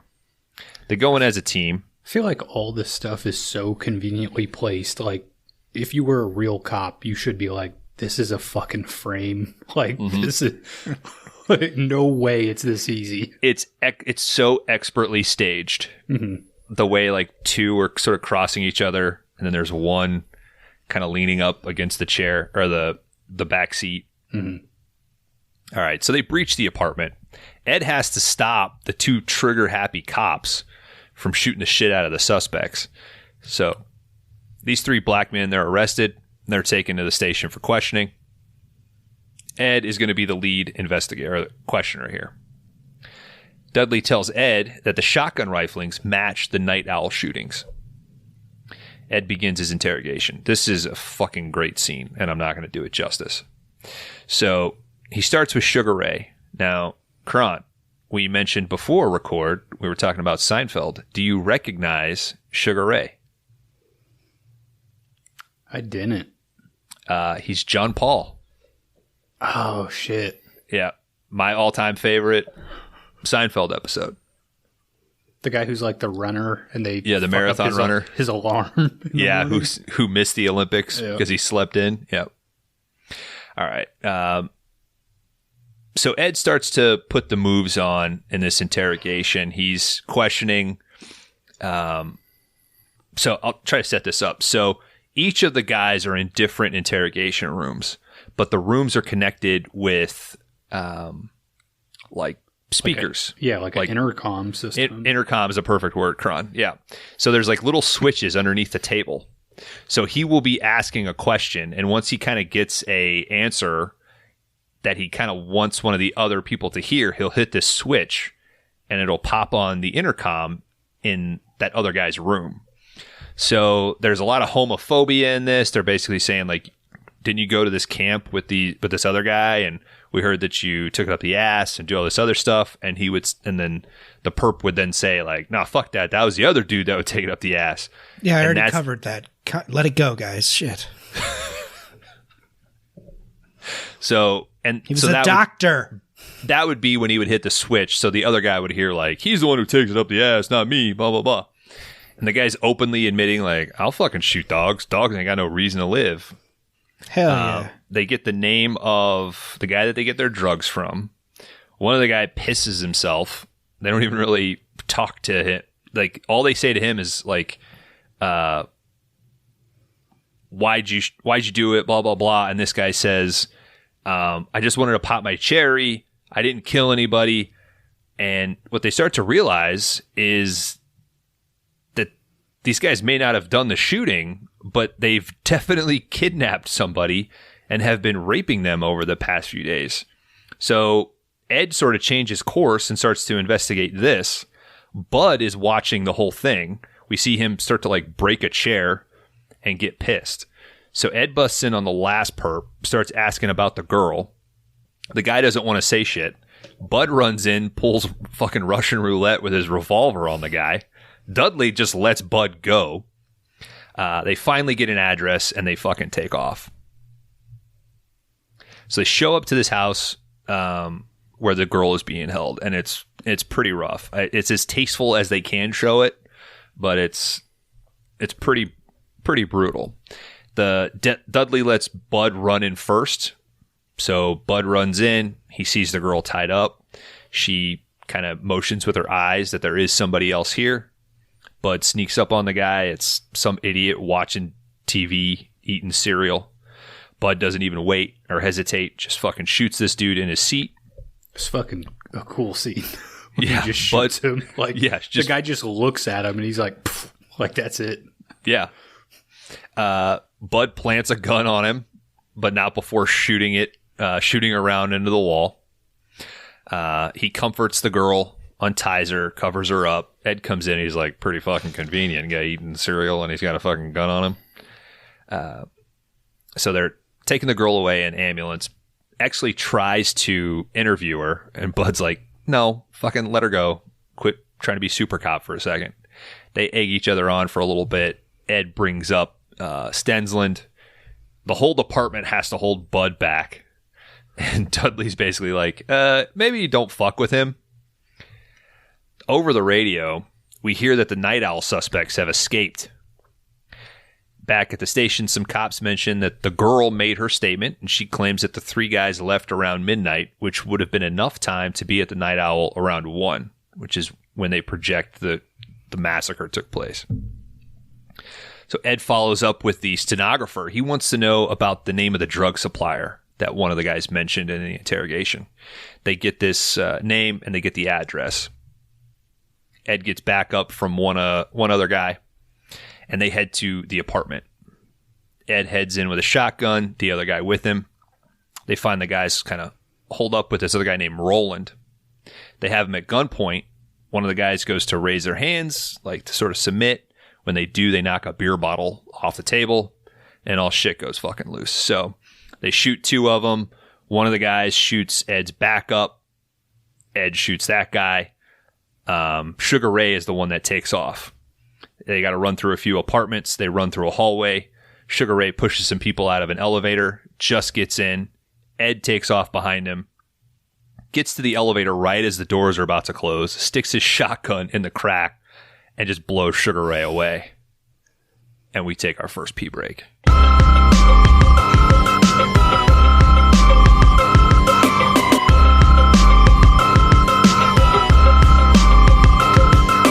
All right, Shotgun Ed.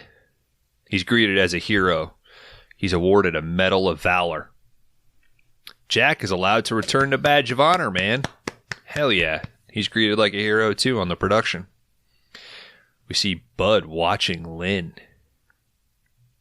We see the councilman that was with Lynn earlier get blackmailed.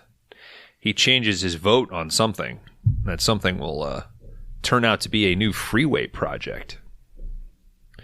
Bud and Dudley, they are... this is why your traffic's all fucked up, LA. Because this didn't go through. All right, so Bud and Dudley, they are beating the shit out of somebody at the Victory Hotel. Bud's starting to feel a little different, though. He's starting to feel a little guilt or something. He goes and splashes some water on his face, and he takes off. He heads to see Lynn. Lynn's like, I was waiting for you to come back. And he just gives in. She takes him into her inner sanctum. Her real bedroom inside of the house, not just her fuck pad. To Pound Town? Oh, yeah. He gets to Pound Town in the real bedroom with the Arizona embroidered pillows and the, looks like a real lady's room. Is this before Batman Returns or after Batman Returns? Well, she was in Batman, not Batman Returns. But that's right. Yeah. That was Nicole Kidman. Jesus. No, she was in Batman Forever. Michelle Pfeiffer was the love interest in Batman Returns. Looking hot as hell in that Catwoman suit, dude. The best Batman? Batman Returns? No. Say, I think I like 89 over Returns. You think that's the best Batman movie? Yeah. Out of all of them. It's probably the one I would watch, first. Seems like a pretty subjective question, though, Dan, right? I mean, there's so many at this point. Is that your answer? I can't answer the fucking question. I guess, if you just said best, I would guess Dark Knight would be the best. But what would I rather? I would rather watch Returns and 89 over all the Nolans. I think I'm going The Batman and then Batman Returns. And then maybe 89. And then Dark Knight. I mean, The Flash is more of a Batman movie than Batman Returns is. Well, that's the only reason people are showing up. Yeah, that's why I went. Bones, we all said our best. What's yours? I don't know. I mean, Batman 89 and Batman Begins, they held the top spot forever. I can see why people would say The Dark Knight might be the best If you just say like best movie, yeah, but every time I watch it, I'm like, man, this is fucking great. And then I have problems with it. Stuff like stands out every time you watch it. Or I'll watch Batman or, Batman Forever. It's sort of a joke, but I fucking love the pageantry of it. I love the fantasism of it. The Batman is it's better every time I watched it 10 times now, and it gets so fucking good. Like the core of the character, I think, is the best in that. I think I relate to the emo Batman a hell of a lot more than a lot of the other versions. There's a part in the movie where he comes out of like the club, and you can see like the Riddler, like in the window, like watching. Yeah. It's pretty sweet. That movie didn't do it for me, guys. That's fair. I mean, it's fine. I'd rather watch 89. 89 is fucking great. The perfect blend of cool Batman plus feels like an actual comic book. Like it still has a foot in. It's kind of entertaining. It's fun. Yeah. I know you guys won't see The Flash, or you might catch it, I guess, maybe when you're flipping through FX in 10 years or something. But it's... Once TCM goes, we're not going to have TV. And it's not a spoiler that Michael Keaton's Batman returns as a character in the movie. But the Elfman score kicking in, when they show the Batcave and you get that aesthetic, you realize like how they fucking nailed it in Batman 89. And that aesthetic I don't think will ever be matched, but there's just stuff in the Batman. I will say this now. The Batman suit is the best suit. Is my favorite suit. Like, hands down. I was so stoked to see a gray and blue in The Flash, and then the cowl. I was like, you gotta be fucking kidding me. Who approved this shit? And then every time I watch The Dark Knight now, I'm like, he looks like a Pez dispenser. That giant fucking motorcycle helmet and that little suit. He doesn't look intimidating or anything, Yeah, so say what you will about Batman 89 where he can't turn his head, but at least he looks like a fucking monster. Mm-hmm. But Pattinson is just so fucking good, man. He might be the best Batman. We'll see what the next one does. I'll be there fucking opening day. I'll see it twice. I hope they don't change the suit. It's fucking good. It's the best fucking Batmobile. It's the best fucking chase. Best Batmobile might be a stretch because, like you said, Kron, the first one is such like a comic book.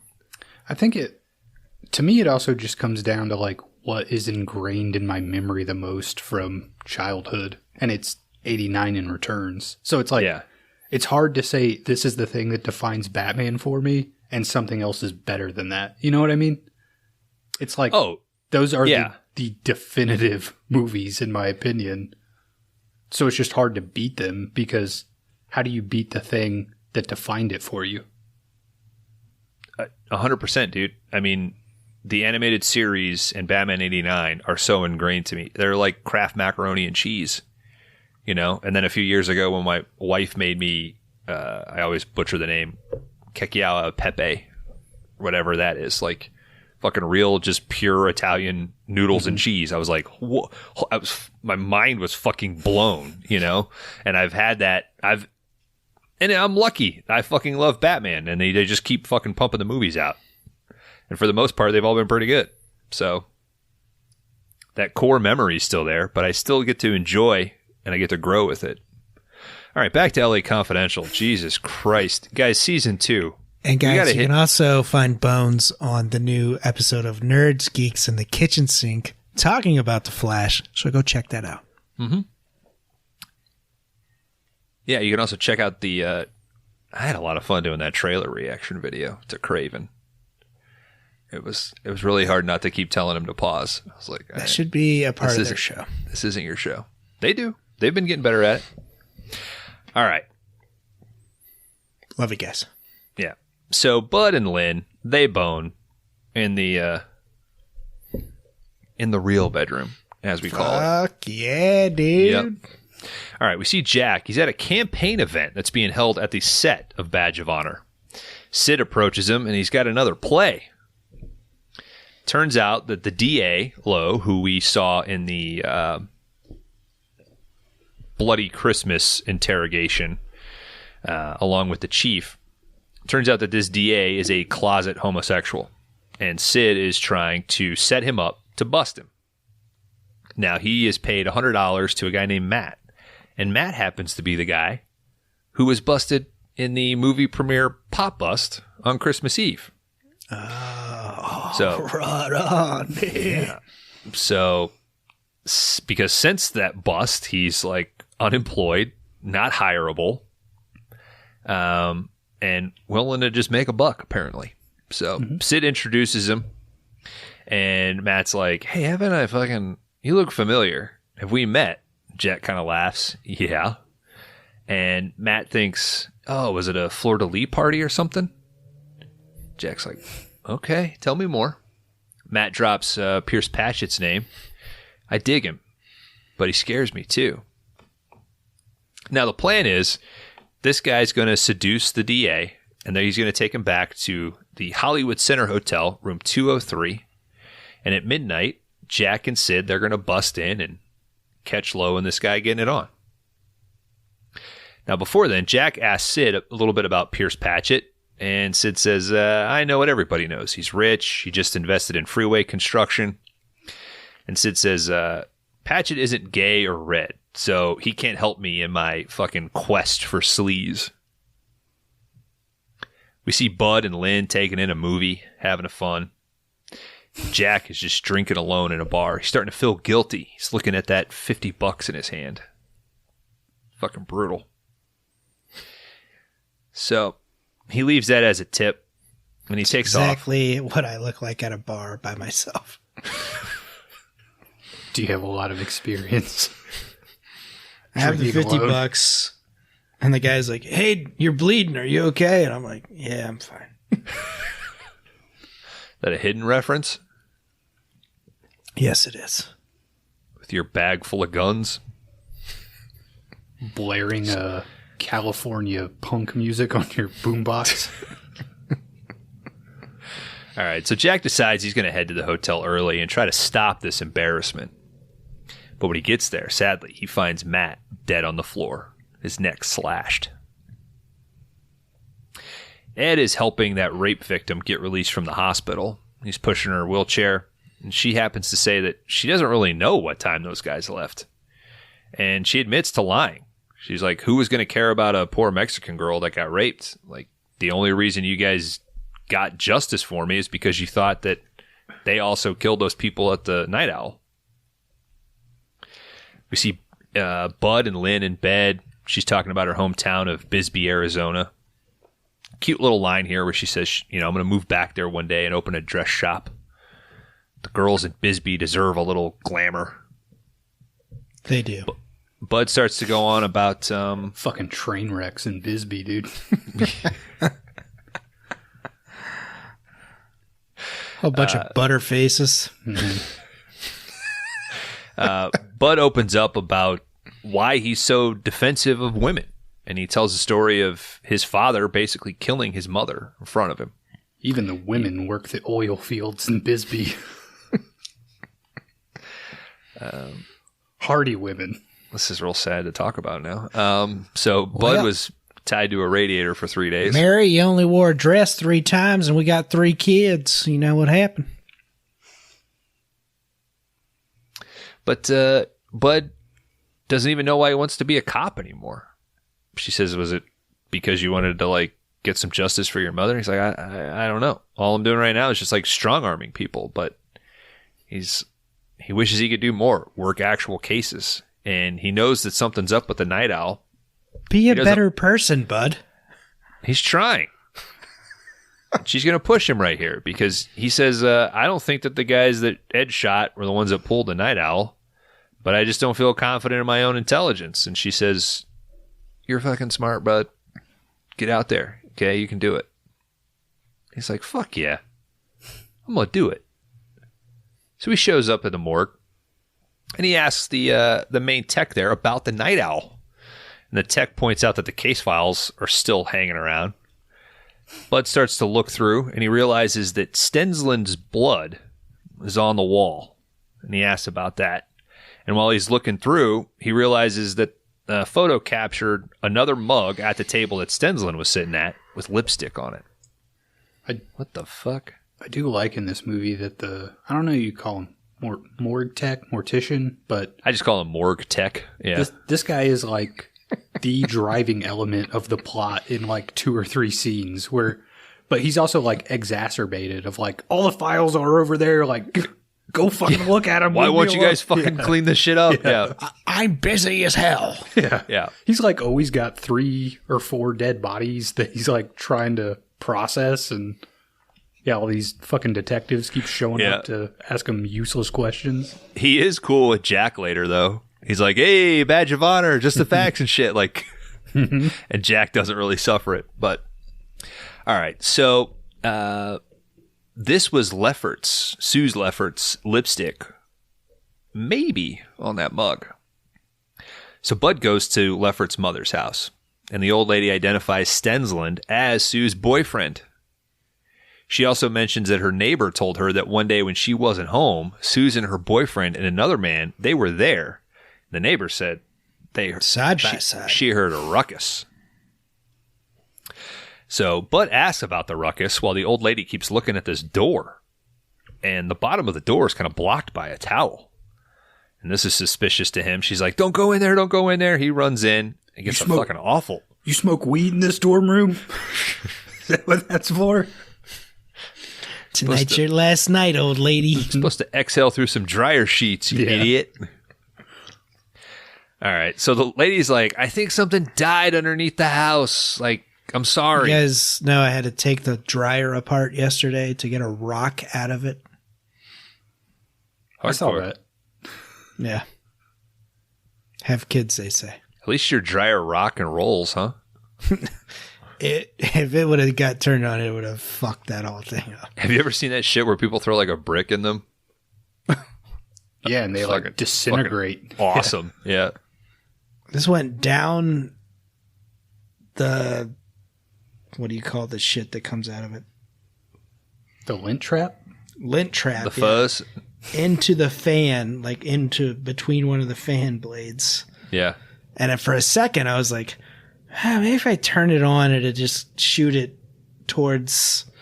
I was like, well, good thing I didn't fucking do that shit. We lived in an apartment that had really small... like European style washer and dryer, right? You could maybe wash like 2 pairs of jeans. 2 Speedos. It was fucking brutal. And the dryer would not get hot for some reason. So we asked the guy to come out and he came and he looked at it and he kind of tweaked something and he pulled out like a hairpin or something that was in Sam's pocket. And he's like, this thing was blocking the thing. Well, turn it back on. Another week later, like, it's still not getting hot.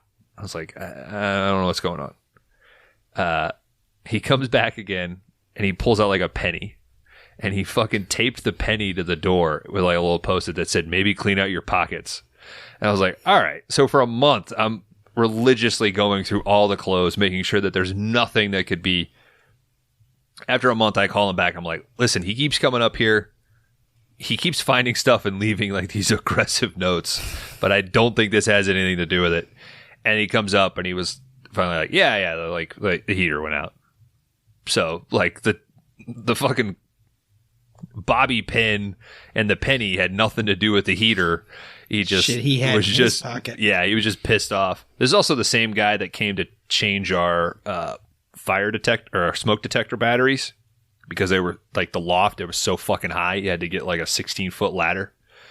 And it was, and it was in the first few weeks that we had Murphy, and he shit on the stairs, and the guy walked through it and tracked it all through the fucking apartment, and then just left a note like, your dog had an accident.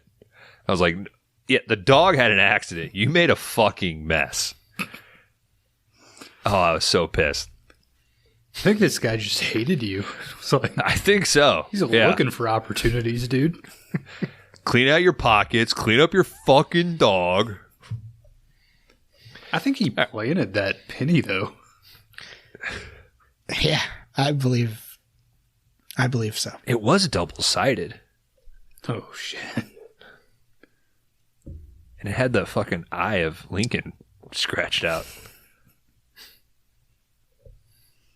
All right. Hubba, hubba, hubba, hubba, hubba.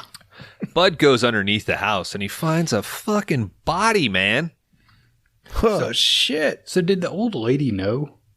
Like, was she covering, or was she just truly like, it stinks over there? She thought something died underneath the house, but I think she just thought it was a rodent or something. She didn't check it out. That damn cats again. But you're right. The body is covered. Bud uncovers it, digs around, pulls out a wallet. Holy shit. It's Leland Meeks. Buzz Meeks. He climbs out from underneath the crawl space. He gives the lady the cash from Buzz's wallet. He takes off. Be the last time. Yep.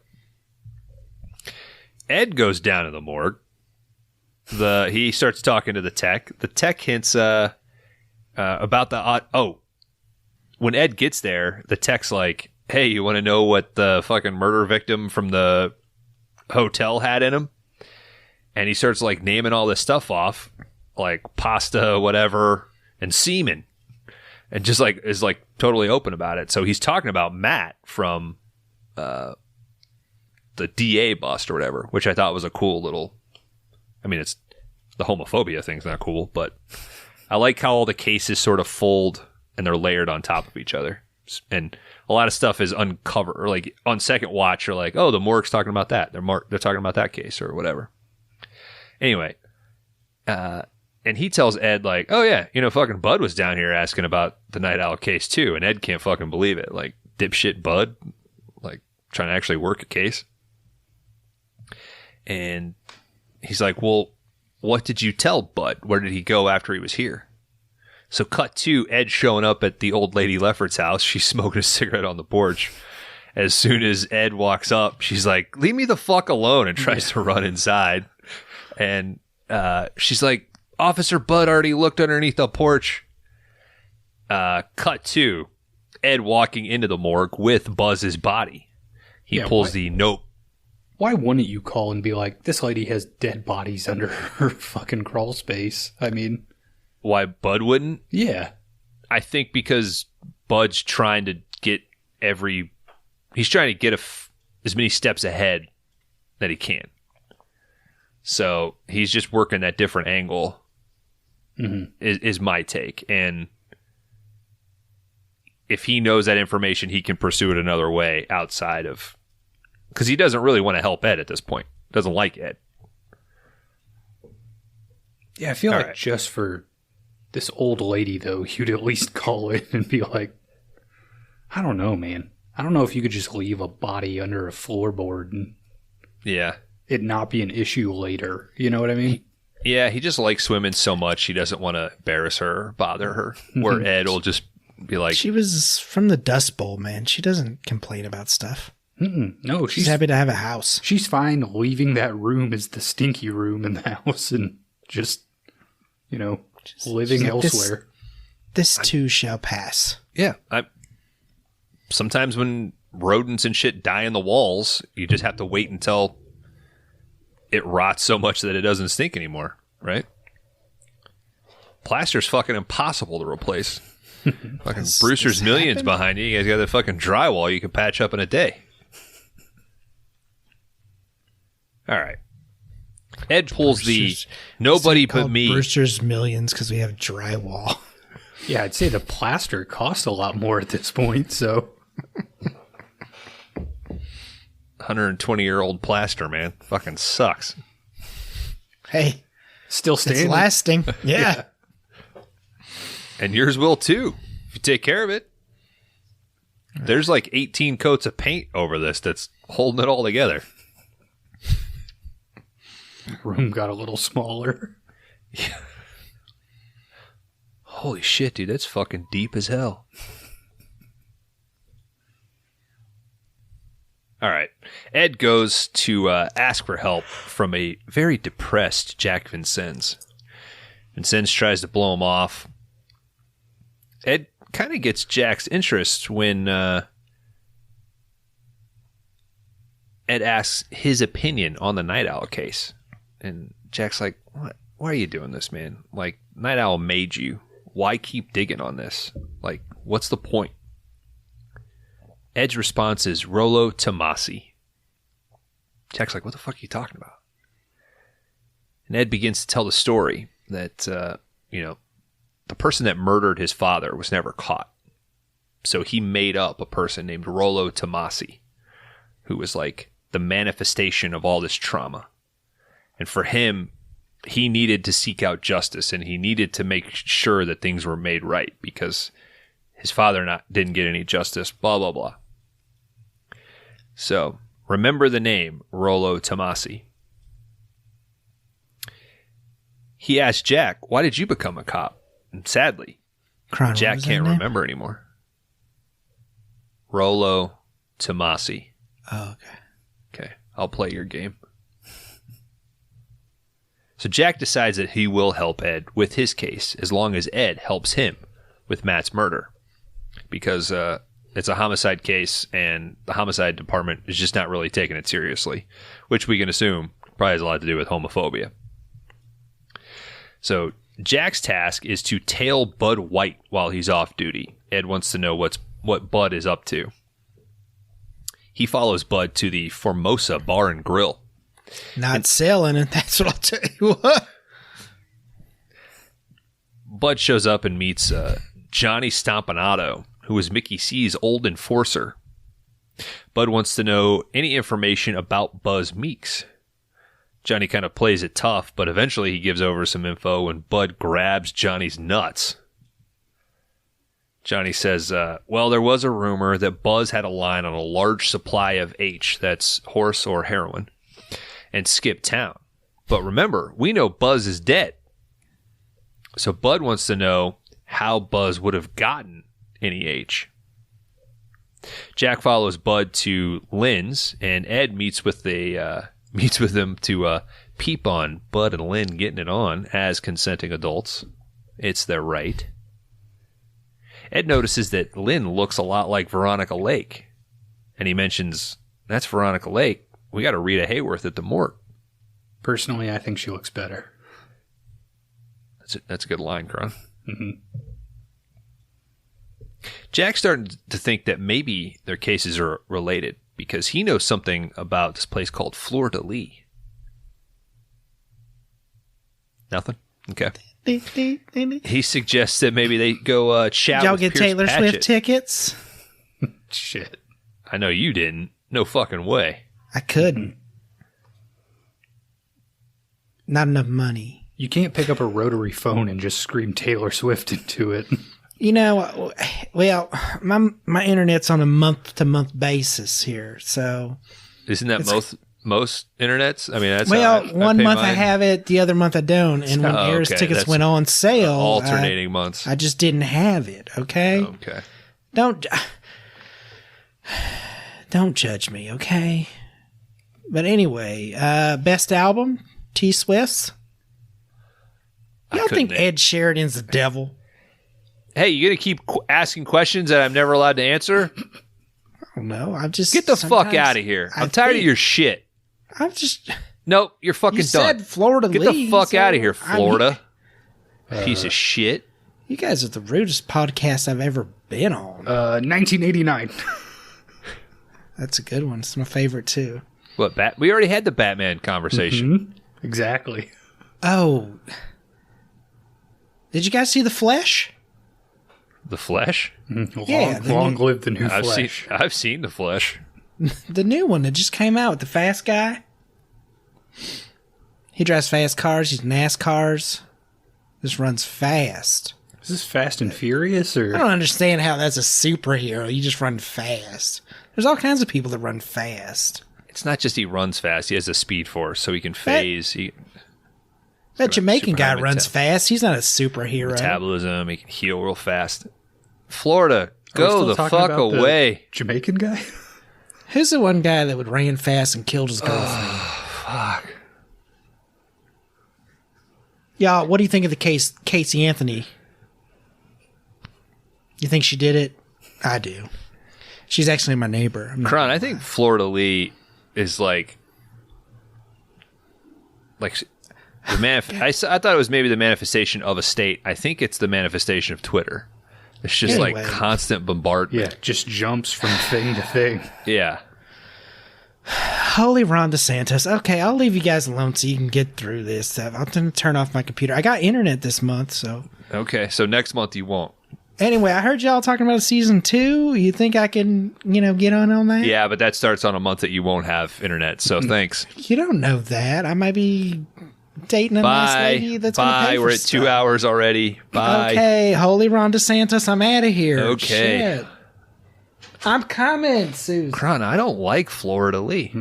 It's pretty rare. It's pretty rare that on the first appearance, Already of a getting guest. bad vibes. yeah, I seen normally another it takes box a few. go. What happened? I don't even want to burden you with it, man. I know a problem shared is a problem halved, but I'll save you from that. I'll listen to it later. All right. Jack suggests that they should talk to PP, but Ed wants to talk to Johnny Stompanato first. Wants to maybe find out what Bud knows. Ed finds Johnny being sweet with what he thinks is a Lana Turner lookalike, but it turns out that this is the real Lana Turner. He insults her. She splashes fucking water in her face or in his face. Jack can only fucking smile and say nah, it's actually Lana Turner. And it's a cool little moment when they both go outside. They get in the car. Jack's just fucking cracking up, and Ed eventually has to give in too. And they both sort of share a laugh. It's kind of sweet. So the duo, they show up to interview PP, and Patchett basically says, "Yeah, I know both of you. You're the tech advisor. You're Shotgun Ed." But he really doesn't seem to care about Bud and Lynn's relationship. He's like, I know what they're doing. They're doing what fucking people do. And he kind of motions to this cool, three-way fucking painting he's got on his wall. It's pretty cool. Mm-hmm. Sure. Wish Mondo would put that out. We got the three-way painting from LA Confidential. I'd totally try to buy it. Fuck yeah. Original art by Set Dresser. Or Deadly Prey. Damn, is there a Deadly Prey LA Confidential? There should be. I don't know. There's a lot of material. I'll tweet at him. All right. When are they going to put out that Black Roses for everybody? You're just looking every day, aren't you? Yeah, I'm waiting. Fucking good movie, dude. Yeah, I'm hanging out. All right, they bring up Florida Lee to PP, but he just doesn't really react. He kind of ignores it, blows the whole thing off. We're back at the morgue. They have an ID on Ed's body, which was Buzz. This is Jack. He shows up to get the ID. Fuck, I'm out of whack. They get the call over the radio. Hey, your ID's ready. Ed says to Jack, hey, go to the morgue, find out what they know. I'm going to go see Lynn. He's convinced that PP has Lynn hooking up with Bud for a reason. So we see Pierce call Sid. You're like, what the hell? Hush, hush, off the record and on the QT. Jack shows up to the morgue. He's told that the body belongs to Buzz. Jack's like, Buzz? Leland Meeks? And he recognizes him. He knows him by name only, though. So he starts looking through Buzz's arrest records. But, and while he's doing that, at Lynn's house, Ed shows up to ask some questions. But he ultimately ends up getting fucking seduced by Lynn, and they hook up. And then we find out that Sid is in the other room snapping photos. How does he not see this? It's like a two-way kind of... It's probably a like two-way thing. Blocked off, yeah. Is it? Because they show like a really quick shot where it just looks like solid glass, but he's over there snapping photos. Yeah. Remember earlier in the movie when he was behind glass watching somebody get fucked? Now it's happening to him. Los Angeles, baby. Watch your back. All right. So, knowing this, Jack's Not every window is what it seems. Yep. If you can't see through it, somebody's looking at you. Yeah. Jack decides to drop by the captain's house. He wants to ask about Buzz Meeks. Fucking watch out, Greg. All right. And this is where the fucking Irish accent really comes in, because he says something about like, "You're lucky my 4 fair daughters and my wife are at the beach this weekend," or something. Yeah, but then this was the moment. It was like, oh, this dude's Irish? Yeah. I didn't know that. So they go into the kitchen and Dudley mentions, yeah, I remember Buzz. He had terrible fitness reports. Jack brings up a particular case from about 12 years ago. And while fucking Spacey is given this little monologue, he is touching his hair every fucking possible configuration. I mean, he is just living the life that he once had, I guess. All right. But in this case, he says Buzz was working a vice case with his then partner, Dick Stensland. They questioned Pierce Patchett about a blackmail scam where Pierce Patchett was paying Sid to photograph prominent businessmen with hookers. Ultimately, charges were dropped because of insufficient evidence. And the reason he's there is because Dudley was the supervising officer, and Jack wants to know if Dudley remembers anything. Jack admits that he's trying to make amends by personally investigating the murder, and Dudley calls him out for trying to do the right thing. Like, you maybe don't try that. You haven't had the practice. Dudley pours Jack a cup of tea, and he asks Ed what he thinks about, or he asks Jack what Ed thinks about the case.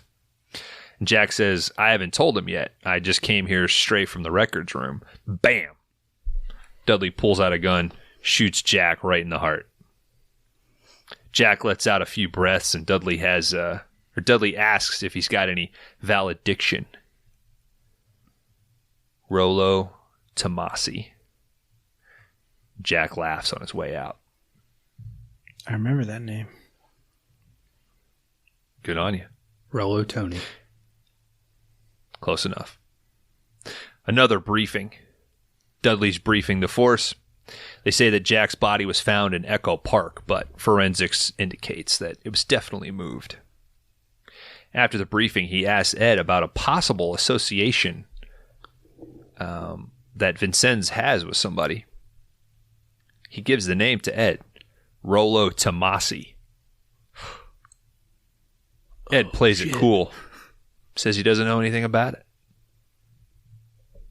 We see Bud questioning narcotics about who could move a ton of H in L.A.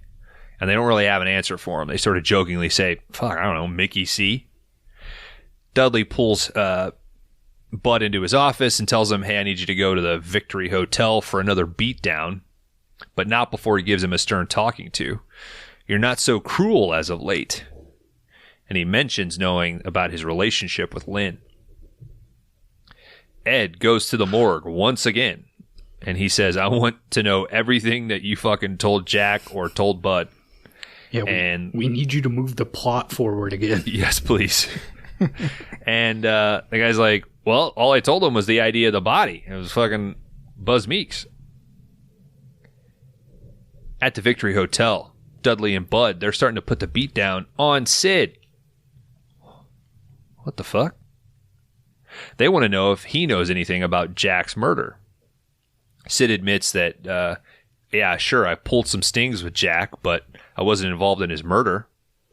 Dudley asks about Pierce Patchett. Sid reveals that he knows he's rich, he's involved at B movies, and he's possibly a heroin addict. Bud has to lay a few more fucking punches on Sid when he's not giving his answers fast enough. I don't know. Sid finally... I don't know if they need to. Like, they have him cuffed and they are hitting him, and he's like, I will tell you anything. Like, stop. Well, like, when they reveal that he's the one that they're questioning, he's like, you don't have to fucking... I will answer questions. Like, yeah. Yeah. When is being involved with B movies a bad thing? Love B movies. I think maybe he was hinting at, like, other types of movies. Yeah. Mm-hmm. Okay. Maybe he said P movies. Oh, what does the P stand for? And I misheard. Pussies, poop, piss, penis, penis in pussy, pee out of penis, pee out of pussy, pee onto poop. Puss. Get the fuck out of here, dude. This shit's gross. I'm calling Dan. the fucking Vice Squad on your ass. Don't be cruel, Dan. Don't be crude. Yeah. That's gross. We're trying to watch piss on poop videos. You're bringing that shit in here? I quit. People at my job listen to this fucking show. All right. So the final thing that Sid says is like, hey, the last thing we were doing was Pierce had me photograph some cop banging some lady named Lynn. All right.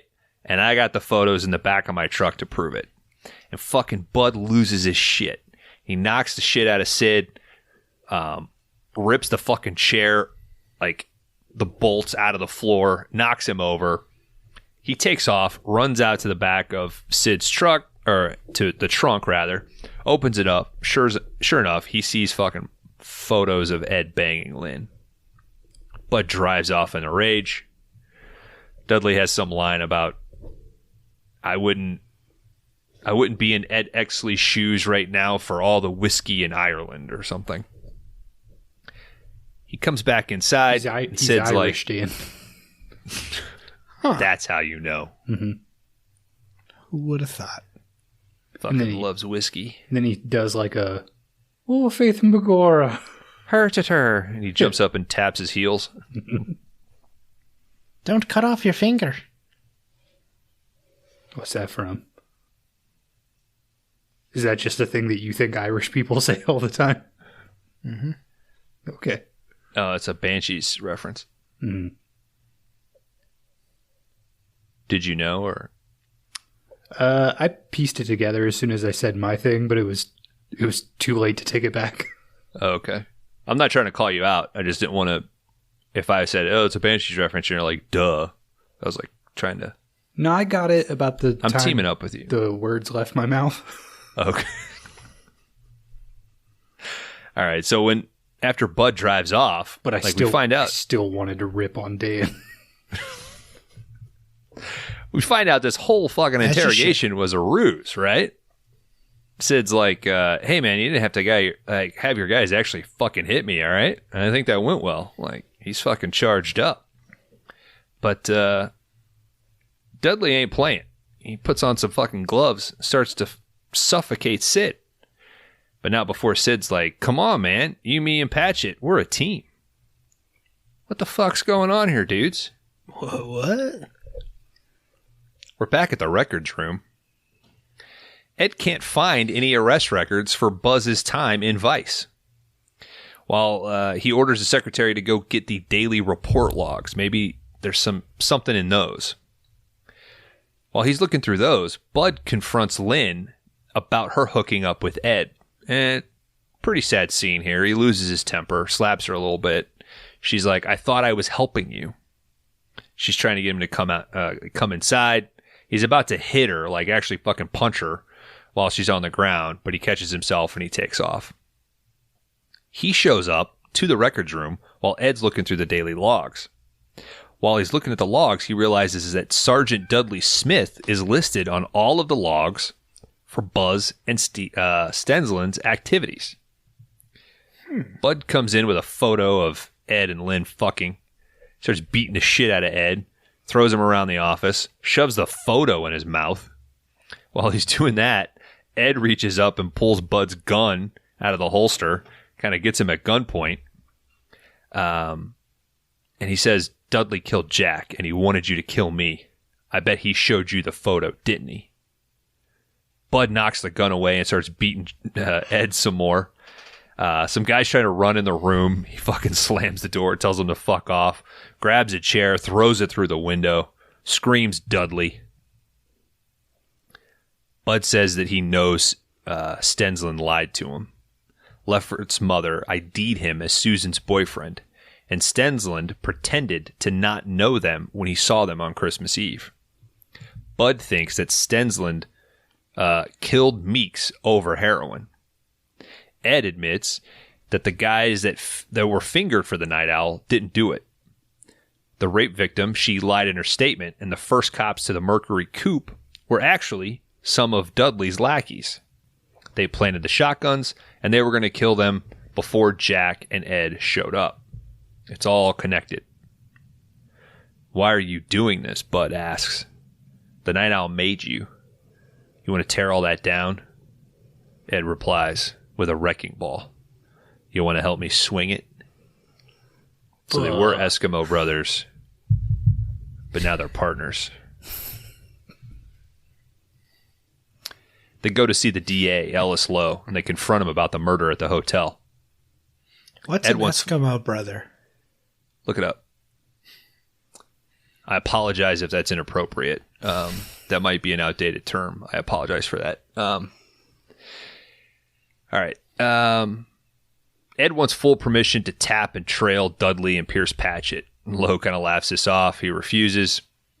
And Ed claims that it must be because Pierce Patchett and Dudley have something on you. Lowe blows him off. He kind of goes to get ready in his little office bathroom. How fucking cool would that be, huh? Not having to share a bathroom. Mm-hmm. You can just shit that thing all day. Just fucking wreck it, man. Mm-hmm. I'd be taking calls and shit. Any turd you feel, just let it go. Mm-hmm. Let's go out for Chinese and Mexican today. I'm feeling reckless. Mm-hmm. Hey, Elon, you want everybody to return to the office?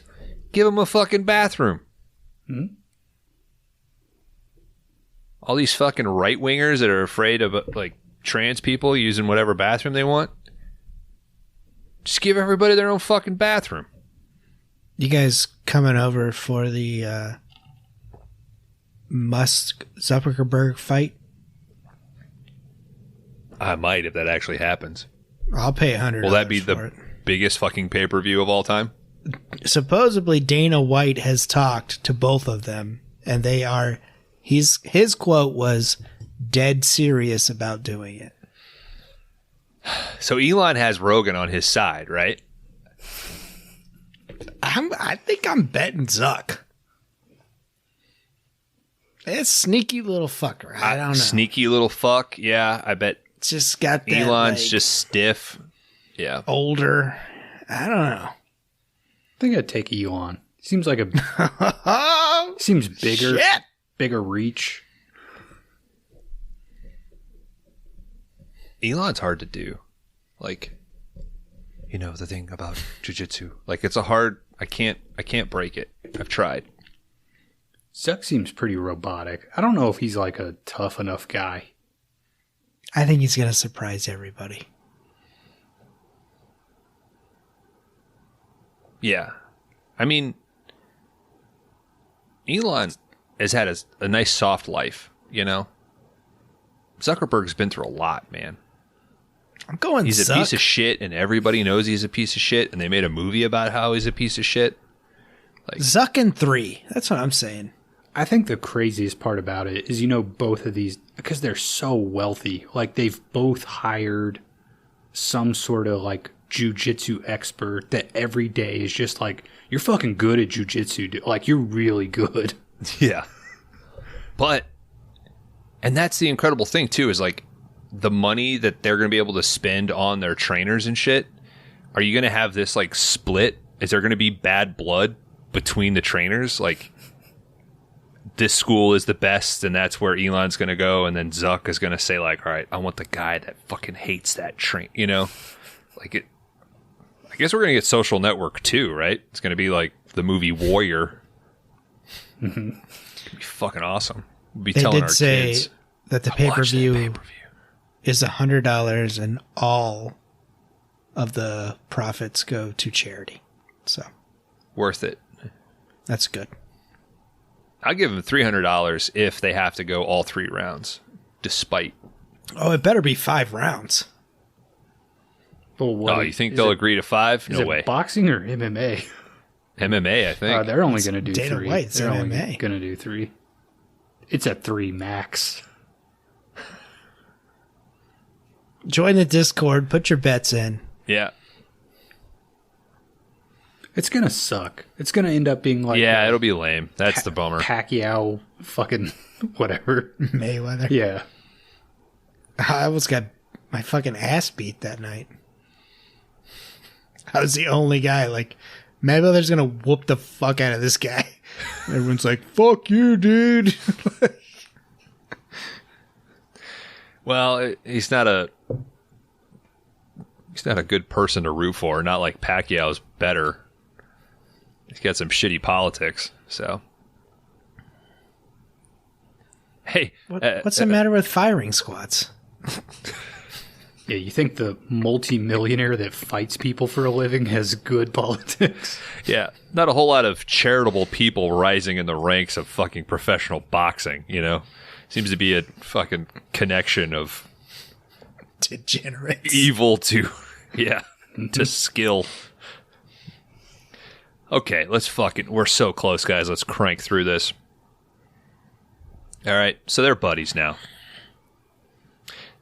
Where were we at? They were with the DA in his private bathroom.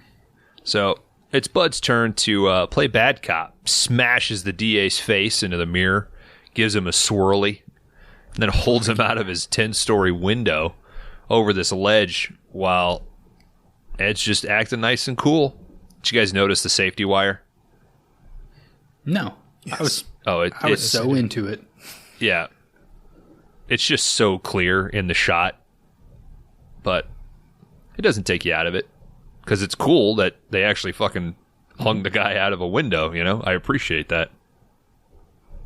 All right, Lowe admits that PP and Dudley did in fact set him up. So the kid, Matt, heard all of that shit go down when they basically blackmailed the DA and he played ball. So because Matt heard it, they killed him. And the pictures that they have basically protect Dudley and Pierce Patchett from prosecution. They kick the door in at Patchett's house. They find him dead, wrists slit. They say, it's probably a fake suicide because 2 of his fingers were fucking broken. And he was probably drugged. Looks like Dudley is cleaning up loose ends, and they fear that includes Lynn. They get the sheriff's department to check on her. Ed goes to check on Lynn after she's at the sheriff's office because Bud just can't see her right now.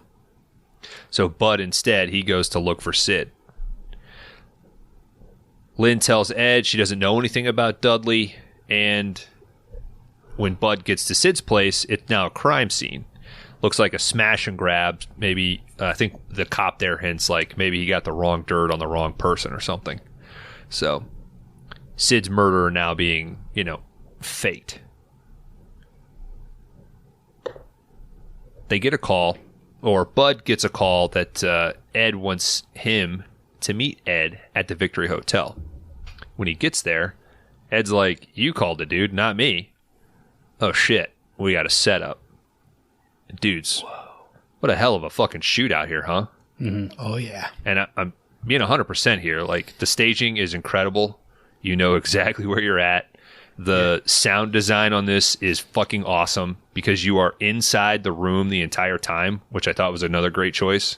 You're sort of hearing the other cops like outside, like whistling to each other.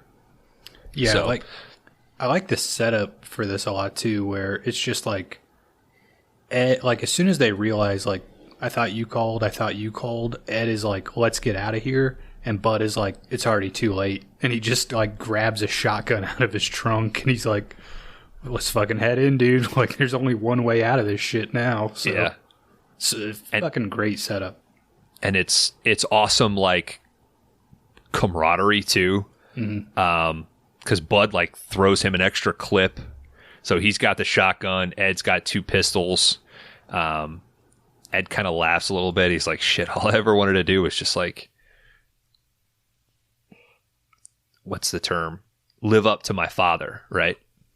And Bud's like, "You're gonna get your chance. Didn't he die in the line of duty?" Like, it's kind of sweet, you know. So they board up the windows as best they can with like dressers and mattresses, trying to stay low. They end up taking out multiple guys, like a half dozen dudes, working really well together. Bud realizes there's a hole in the floor. I think, is that where like he ripped the chair off the floor earlier? I think so, yeah. Yeah. So he goes underneath into the crawl space. Shoots two goons in the, I guess they're cops. They're still goons though. Piece of shit. ACAB, right? Shoots them in the knees, slows them down. Ed's able to kind of finish them off. Ed gets shot in the shoulder. Bud comes back up, fights another guy off, but sadly, fucking Dudley comes in. He shoots Bud a few times. He takes aim at Ed, and Ed says, "Rollo Tomasi." This intrigues Dudley. Who is he? As you are.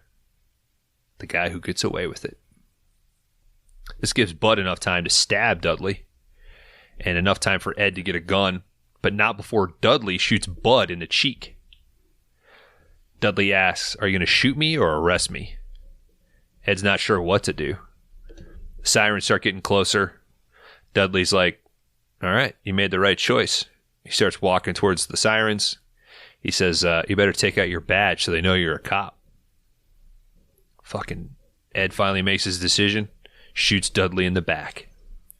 Turns out he does have what it takes. Fuck yeah. We cut to Ed being interrogated about the shootout. He reveals the truth.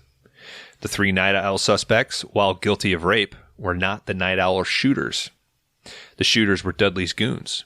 The target was Stensland, who, along with Buzz Meeks, stole heroin from Pierce Patchett and Dudley. Since the capture of Mickey Cohen, Dudley Smith has been assuming control of organized crime in L.A. This includes assassination, blackmail, murder. The DA and the chief of police, they watch the interview and they lament the damage that this will do on the department. Ed just smiles. The chief of police is like, "You want to tell me why you're fucking smiling?" And he basically knows what's up. They're going to cover this whole thing up. They're going to call Dudley a hero. And his only way to play ball is to say, like, "Yeah, you're going to need a hero. I think you're going to need 2 heroes." I need a hero. So, Ed's justification is, they're using me, so I'm going to use them. We got another medal ceremony for Ed. Lynn comes by. She's got a smashed up Bud in the car outside.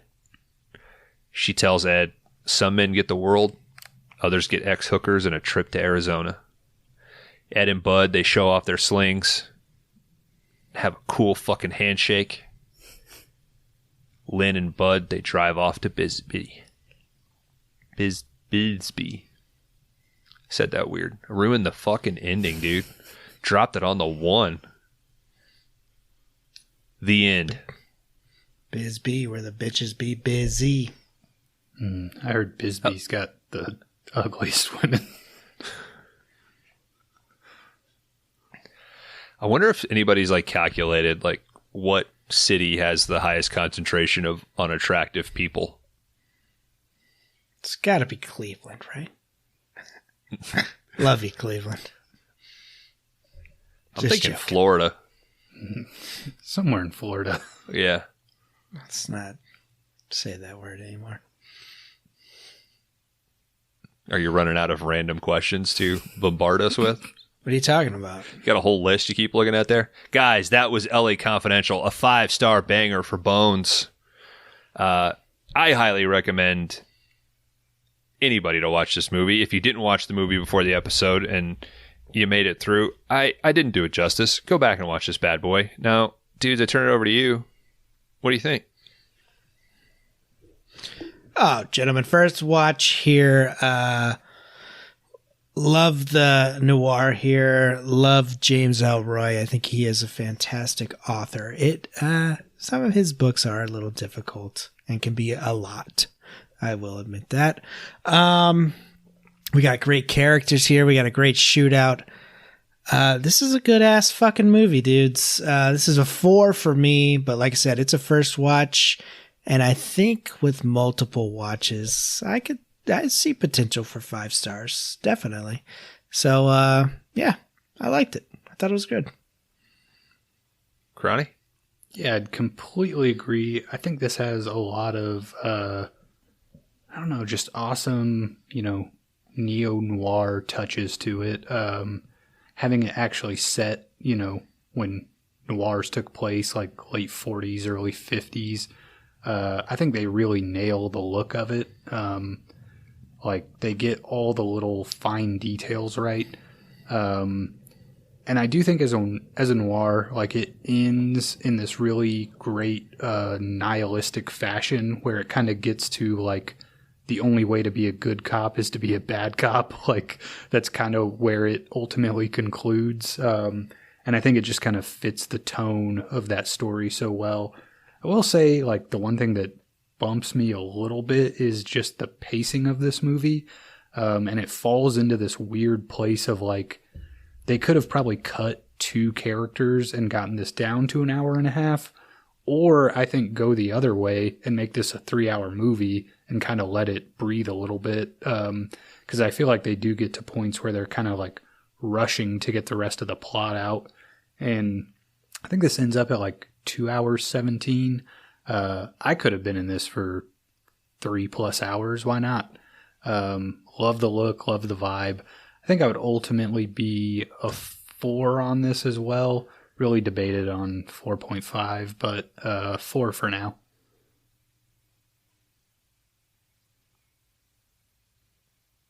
Fonzie? Okay. It's all right. It's all right. You good? Yeah, you gave it 4s. It's all right. It's pretty good. Do you want some research? Yeah, let's move on to research. Gentlemen, this was released September 19th of 1997. The opening weekend also included Wishmaster, The Full Monty, and In and Out. Full Monty was kind of a sleeper hit, right? Didn't that thing that thing had legs on it? Money. Yeah. Mm-hmm. Yeah. Very well in Europe. A third leg. Oh, yeah. Multiple, right? Was it 5 of them? They're doing 15 legs on that stage. Ellroy did take a Australian book tour before the movie did come out and said that a question was asked, are any of your books going to become movies? And he said, well, actually, they're working on LA Confidential right now. And they just hired 2 Australian actors, Russell Crowe and Guy Pearce. The audience thought this was a joke. Turned out it wasn't. The 1950s, there was no building in LA allowed to be taller than City Hall. They got Crocodile Dundee. Oh, God. So Mr. Hansen did adjust all his cameras to make sure that none of the buildings looked taller than City Hall for the movie. That's not Veronica Lake. That's a hooker made up to look like Veronica Lake. Crowe loved his character. He wished that this was one of the few movies he wished had a sequel. The second one being The Nice Guys. He did base his character off Sterling Hayden and Stanley Kubrick's The Killing. And that's... Kim Basinger did fuck up her hair by trying to dye it more blonde. So it is a wig that she is wearing in this. Thanks for elaborating. Yeah, there was just enough space there where it's like, who are you going to say? Okay. I thought maybe she was in character and slept with half the cast. I mean, you never know. Hansen did cast Crowe because of Romper Stomper. He also did not watch Priscilla, Queen of the Desert. Guy Pearce's because he didn't want that to alter his opinion of Guy Pearce whenever he cast him. $35 million was given to him, and he came out with a worldwide box office of $126 million. So it was a hit. Guy Pearce, I think we talked about this on Ravenous. Almost Batman. Almost True Nolan's story. Batman. True story. Have you guys seen Romper Stomper? I have not. No, I always hear good things. Yeah, I'm curious about it. Maybe season 2. Yeah, maybe so. You hear a lot about it. Mm-hmm. And also, you threw something else out. Man, I would fucking love a Nice Guys sequel. Nice Guys is fucking great. Yeah, Nice Guys is a good movie. Awesome. And definitely, I think it hits a lot of those like neo-noir vibes too, you know? Hell yeah. Oh, yeah. I think I like Nice Guys more than Kiss Kiss Bang Bang, and I really like Kiss Kiss Bang Bang. I would have to rewatch Kiss Kiss Bang Bang. And Nice Guys. But I really like Kiss Kiss Bang Bang. Yeah. Yeah, I think I'd maybe Shane Black, baby. go Kiss Kiss Bang Bang, but both of them are awesome. It's hard to pick between those two. You know what, Kron, for you, I'd do Bang Bang Kiss Kiss. Mm-hmm. Thank you. Ooh, end on the sweetness. Yeah, kiss me at the end. Yeah, give you a little kiss afterwards. That means a lot, because as we know, famously, Dan does not kiss during sex. He's there to do a job. Mm-hmm. I'm clocking in, clocking out. Did you learn that from that doctor? Because he didn't kiss you after? I tried, and he just got weirded out. I was like, really? You had your finger in my ass, and you're weirded out that I want to kiss you? Dan's looking at his degree like... That's had to happen, right? I'm sure there's been a guy that's like, you're going to kiss me, Doc? And that's when you just rub that fucking finger up in there. No, that's when you kiss him. Two fingers. 2 fingers, motherfucker. You just kiss him on the mouth. And they're going to lose your insurance information. Make you remember this day when you're having to fucking deal with that. You're going to have to make a payment plan for this fucking day, dude. You'd be paying for my finger being 2 fingers is not covered by Blue Cross Blue Shield. They did not okay that second finger. It's not medical code for that. That second finger was out of network. Now I'm okay with your guys' 4-star rating on this, especially with it being a first watch. I mean, the pacing on this movie I think is perfect. It snowballs. I do agree with you that it at a certain point it just starts to pick up. Mm-hmm. But I think that is just so necessary and works in the favor of it. Because at a certain point you kind of know, like, all right, these are the bad players. Let's just get the fucking characters caught up so we can get to a little shootout and have a, like you said, a great way of putting it, the great noir nihilistic ending, right? Like you can still have arcs within that. And I think they both get incredible arcs. And even Jack gets an incredible arc, you know? He's almost paid for, he pays the price for having a conscience. Mm-hmm. You know, like had he not been obsessed with getting redemption for Matt's murder, would he have made it? You know, yeah, it's bittersweet. No, I like his character a lot because he is just kind of like he could have hung out on that TV set for the rest of his career, but he chose to like be a good cop at some point. So yeah, pulls you in. What was the release date on this, Dan? Did you? September 19th of 1997.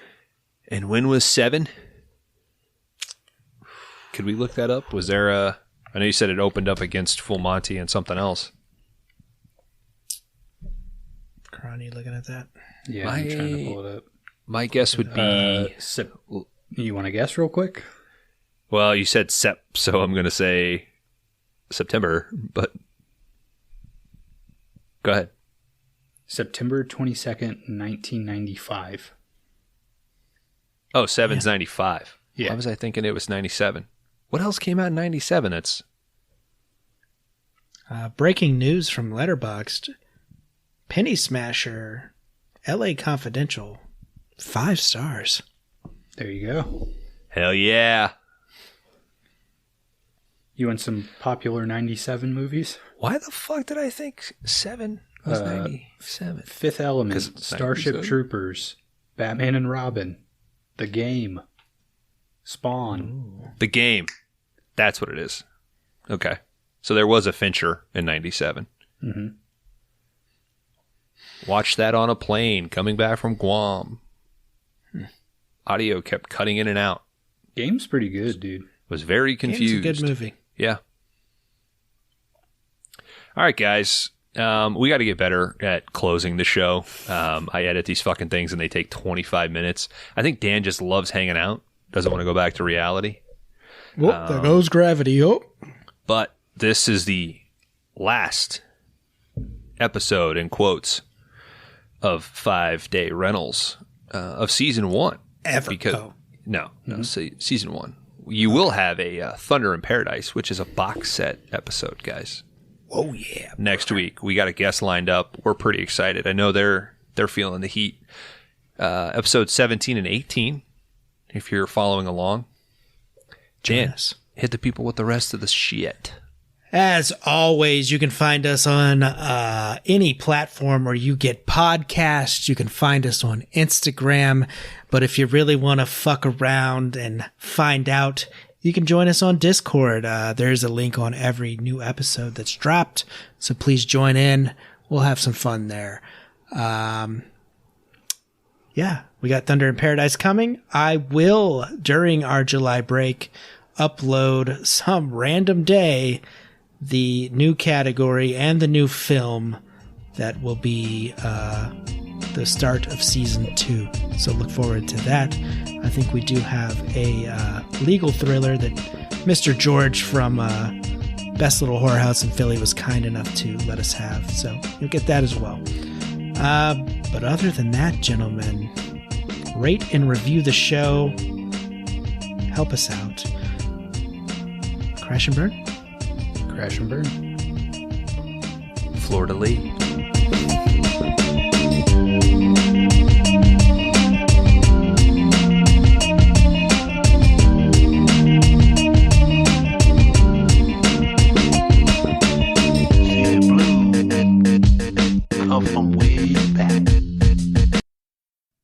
Who kissed me?